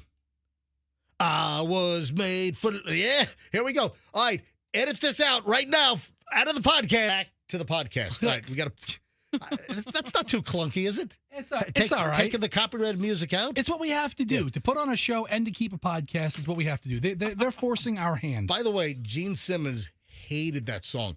So that was sort of a Kiss disco era song. So they did something to kind of like to appease the disco era. And Gene Simmons despises that song. In fact, he still hates it so much. I heard he smashed his car into the back of a parked vehicle. Have you seen last week? Have you seen the pictures of his accident? It was like a head-on collision. Oh yeah, it was like the car was parked and he ran right into it. Oh yeah, he smashed right into. He had a medical episode. What did I say? Season 2, episode 8. Anyway, if you missed that earlier, I've decided whenever I hear a news story, like we had a news story yesterday, some driver had a medical episode and crashed into a Hillsborough County. Was it a Tampa? It was a school bus? Yeah. So someone in Tampa had a medical episode and crashed into a school bus yesterday. And I'm deciding and that crash, he had a medical episode, season 1, episode 5. Dude, I could tell you the exact day I saw Kiss. I was sitting around the old radio station on September 20th, 1996. Really? And it was me and Fingers, old Dave Bell. And he's like, "What are you doing tonight?" I'm like, "I don't know. What are you doing?" He's like, "I got tickets to Kiss at the Thunderdome in downtown St. Petersburg." Wow. And now Tropicana Field. And we podcast. I think 2025. Kiss was the first rock band concert I went to. Yeah. Oh, yeah? It was the first rock concert. I mean, I've been to concerts, but they were like, Wait. like yacht rock concerts. Was it also the first band with painted faces that you went to the concert of? Yes. Yes, it was. No. Was it possibly the only band Do you with remember painted faces that you've ever been to? No, the first painted face, he went to the John Wayne Gacy 5. Yes, they were excellent. Yeah, they were phenomenal. Did you? I don't know if they still have them, but I remember the Hard Rock Casino used to have, like in the center bar of the casino, they used to have the full get-ups of all 4 Kiss members. Really? One on each corner, I think, of the bar. And it was wow.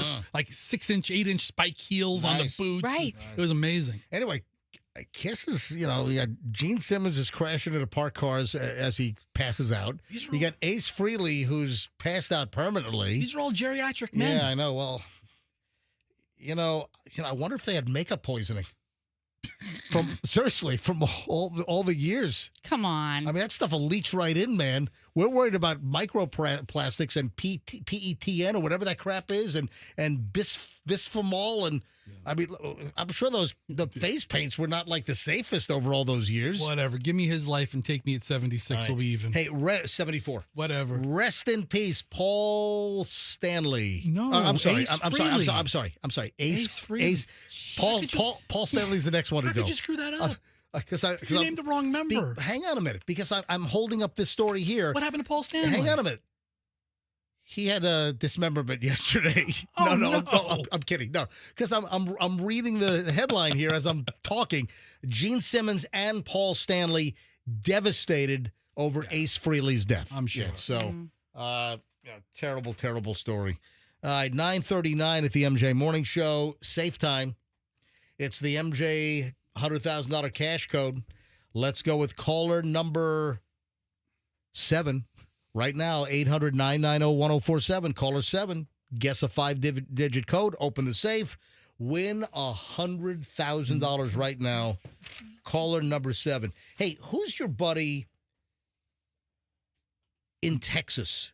My buddy? Yeah, who's your buddy in Texas? The guy that you... Kyle? Okay, so who's Jay Bradley? Is that someone else in Texas? So Kyle's the listener who I mooch his HBO Max. So you have all of his, and his streaming. Paramount Plus. Yes, all of this dude, a listener in Texas, Fester uses all of his logins. Yeah. I thought those companies were supposed to crack down Netflix. and do like IP matching and Netflix has done that. Okay. But the other companies haven't caught up with that technology. All right. And if anybody has a Peacock account, Right. they would like to give me their credentials and password for. Oh, yeah. I need, you know why? The new John, who did we just talk? Who did you mention? John Wayne Gacy?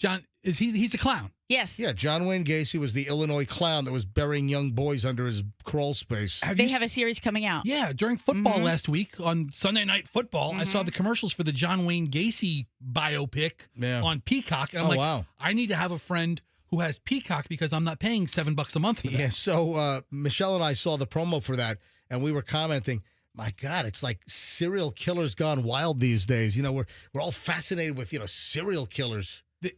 They figured out the secret sauce. Yeah. All we want. All serial killer all the time. That's it. Yeah. I mean, Ed Gein, now John Wayne Gacy. All serial killer, all the time. You give us 22 minutes. We'll give you the serial killer. Dude, I was watching the Son of Sam tapes. I mean, a couple of weeks prior. I mean, that's all I want to hear is about killers. Are you give me- studying? Almost exclusively. Give me the phone screener, would you please? All right, who do we got? Line 6 is going to be Josh in Wesley Chapel. Hey, Josh, welcome to the MJ Morning Show. Good morning. All right, Josh. What a nice baritone there, pal. All right, so, Josh, I need a 5-digit code. 21056. All right, let's type that in. The code is 21056. That did not open the safe. Oh, man. Hey, buddy, thanks for trying. Try again next week. appreciate it. Yeah, Monday morning, 6:40, 7:40, 8:40, 9:40. We'll do it all again next week, so good luck. Thank you, buddy.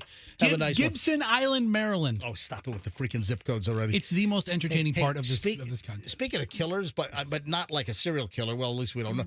So I have the latest on Luigi. Luigi Mangione. Luigi Mangione. You know what? I'm waiting for like his line of pasta sauces to come out. Oh, I'm serious. It's like, it's BOGO at Publix. Luigi Mangione pasta sauces. I'd buy it. You know what? Luigi Mangione right now, he's sitting in his lockup, after shooting the United Healthcare CEO to death. He's sitting in his prison saying, Rayos, I'm gunning for you next. You're on my list. I'm coming after you guys. All right. Luigi Mangione pasta sauces. We got a Fra Diavolo. We've got a marinara. We've got an Alfredo. An Alfredo. Yes. we got a basil, a 4 cheese. 4 cheese, exactly. All that stuff. Luigi Mangione pasta sauces. Now available at the Target, Walmart, Publix, the Kroger stores, and Piggly Wiggly. All right, so listen to this. I love the last segment. It's like I don't give an F. It's like every last segment of the show. It's just let's get it in. It's like I'm drunk. Let's have fun. All right, that's it. All right, so this is sick. I mean, all kidding aside, I do not condone that behavior. regardless of what you think of the healthcare industry and all the crap we go through with denials and pre-authorizations and all of the ways the insurance companies try to not pay our claims, in many cases, not all, or denying a kid some groundbreaking new medication that's going to save their life, but it costs $1 million a week, So, so we've all had our thoughts on healthcare, but there's nothing that justifies this new pasta sauce guy, Luigi Mangione, from shooting the United Healthcare guy, assassinating him on the streets of New York. Nothing justifies that. All the ingredients on the side of a bullet. Right. All right, Fester, knock it off. What? Stop. We can make Luigi Mangione jokes. You got to make jokes. All right. So this is sick. This is nauseating. Luigi Mangione so far has been showered with $40,000 in cash in prison. So that's what's being mailed to him. So there was already like a legal defense fund set up, like GoFundMe's and everything. So you can't send people cash in prison, right? Apparently they've already sent them $40,000 in cash, and he's getting hundreds of erotic letters a day. Ooh. What the? So apparently he's been sent 40 grand, and he's able to use that in the commissary. Do you know how many ramens you can buy for $40,000? I mean, and then you know what he's going to put on his ramen from the commissary? Luigi Mangione pasta sauce is what he's going to use. And then resell it to the other inmates. I had a friend in prison. He said that sticky buns. Oh, yeah, that's a big one. The sticky buns? Yeah, there are plenty of sticky buns in prison. The ones that you buy in the cellophane and eat. Like, those sticky buns are very popular. I'm sure they are. So 27 years old. And dude, this guy, I mean, he ought to be given the death penalty. I mean, that was totally premeditated. So, but how sick is that? That women are sending him like all kinds of proposals and date requests and erotic letters. 25 years ago, it was Scott Peterson who got all these letters from women. You're right. And he hurt women. He hurt his wife. Right. His pregnant wife. Yeah. Terrible. Yeah. So listen to this. Luigi Mangione has been lavished with $40,000 to spend on commissary items in prison as he awaits the trial and the murder of CEO Brian Thompson of United Healthcare, facing a federal murder charge, which he ought to be convicted. He ought to be given the death penalty. I'm sorry. Mangione has a legion of loyal fans since the arrest and the 5-day manhunt. According to TMZ, adoring supporters have been putting money in his commissary account at the Metropolitan Detention Center. That's where Diddy. Are they in the same block? Are they friends? I don't know if they're friends, but a jailhouse source claimed that Mangione can spend up to $160 at the commissary per day on everyday snacks and creature comfort. Hold on a minute. You can't spend $160 a day? If you want to trade around in the facility, maybe you do go ahead and spend it, because then you can if you don't want your own sticky buns. Guess what they have in the commissary? What? Nutella. Really? Guess how? And what if it's the one with Kobe Bryant's picture on it? I think they took that off. They took that out. I think we have a tub of that somewhere. You do. You bought it thinking it'd be a collector's item. I think I have it in storage somewhere. And I also have the Twinkies and the cupcakes from... All worthless. From 12, 15 years ago when Hostess was going out of business. All worthless. All right, so I've got a tub of Nutella. Guess how much it is in the Metropolitan Detention Center commissary? No, $5? Yeah, $4.90. Okay. Yeah, you were over in Price is Right games. You would have, that's over, but still. Sausage, $2.90. He can pick up a side of oatmeal for $3.65. Oh, a jalapeno wheel. What is that? What's a jalapeno wheel? Is it like a cheese? That's a $3.20. Maybe it's a jalapeno cheese wheel, $3.20. Oh, you want a block of Velveeta? Guess how much the Velveeta is? How much? $3.70. Yeah. That's not real cheese, is it? I don't know what Velveeta is. I don't know either. Yeah, I'm not a huge Velveeta fan. I mean, it's like Andrew says in my ear, it's like orange Play-Doh. All right, I'm looking at jalapeno wheels now. Yeah. It looks like it's either a cheese or like a rolled sandwich. I don't know. Oh, you know what I was starting to talk about and I got distracted? I was asking you about the Texas dude. Oh, yeah. So this must be another guy in Texas. So Jay Bradley out of Texas, He follows me on Instagram. He sends me, I get DMs from him all the time, and he sends me a story. I literally had the worst date of my life. Lunch, and then go watch Tron in IMAX downtown. So I guess this is somewhere in Texas. Is this, where in Texas? Is that, San Antonio. All right, so listen to this. This guy says worst date. Had the worst date, lunch, then to go watch Tron 3 in IMAX downtown. That's a real IMAX, the 70-millimeter film projector. She refused to put her phone away or even on silent. Maybe 15 minutes in, I asked her if she wanted anything from the bar, but I really went to staff to told her my date is ruining the movie for being on her phone. Don't let her back in. So I left her at the AMC River Center IMAX in downtown San Antonio, Texas. What? So our listener from Texas who DMs me all the time walked out on the date. Just like abandoned her? Just like side of the road, Just left her. bye-bye. Like, He hot dropped her. oh my, Yeah. is that what it's called? Hey, you know what I'm loving? It is now. You know what I'm loving? Listen to this. What? A young 24-year-old Hooters manager is running for mayor of Lakeland. Good. Yeah. Listen, I'm all for people not in politics getting involved in politics. Caitlin Grace Kramer, born and raised in Lakeland, is one of the candidates, apparently one of the youngest candidates ever to run for mayor of Lakeland. Yeah, born and raised, graduated from Bartow High School, and now she wants to run for mayor of Lakeland. She says she wants to challenge the idea of, what leadership looks like. That's exactly right. Good for her. That's what it's Yeah. all about. Yep. She's going to do her debate in a skimpy little top and tight orange shorts. Listen, don't say that. Listen, it's just because she did that at one time, she's running for the mayor of Lakeland. She's somebody getting involved, doing her civic duty. I'm all for it. You've got my vote. Even though I don't live in Lakeland, I'll figure out a way to vote 19 times. And do me a favor. No, I'm kidding. I'm joking. I'm kidding. Can you bring me some extra blue cheese with these buffalo shrimp, please? Please. Hey, you know what? Another round of beers for the guys would be great. Thanks, Toots. I wish her the best of luck. Absolutely. So, Caitlin Kramer. Good for her. Best of luck. And maybe we'll be saying, and Caitlin Kramer, welcome to the MJ Morning Show. The new mayor. The new mayor of Lakeland. Who's going to host the watch party on election night? Oh, yeah. Hooters. Oh, yeah. That's right. Perfect. Yes. It's absolutely perfect. All right, before I get out of here today, this is just a weird story.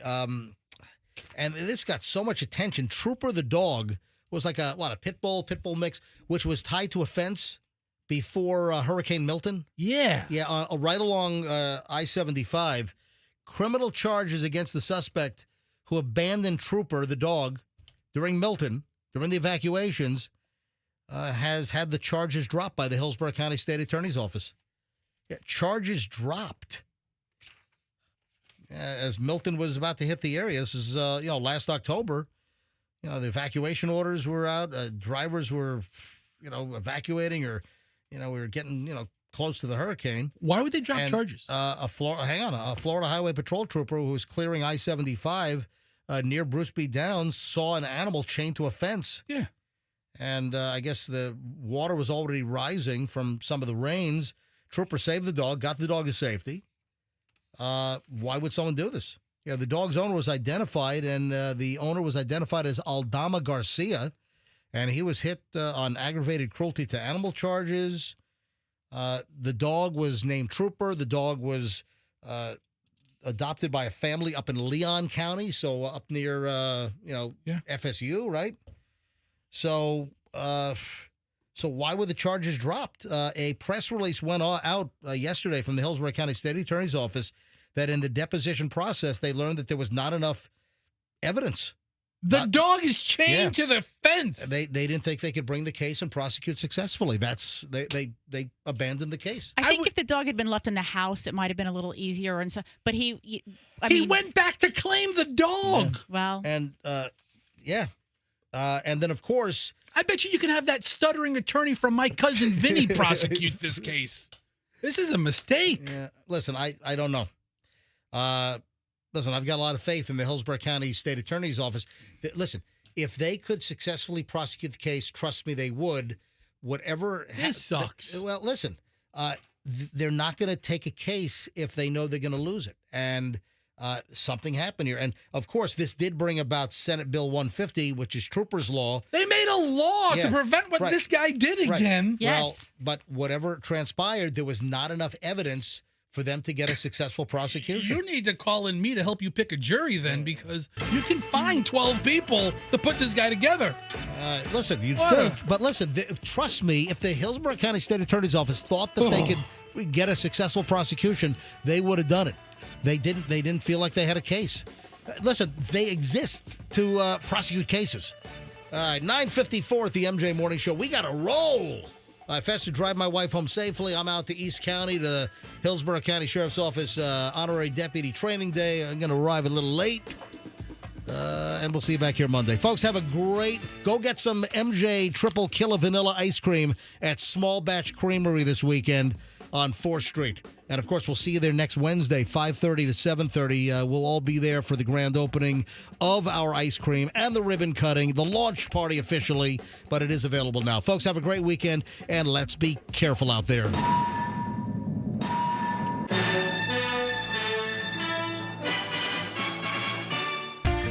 Hear the latest MJ Morning Show podcast on the Q105 app, powered by Anna Jar and Levine Accident Attorneys. Call 1-800-747-FREE. That's 1-800-747-3733.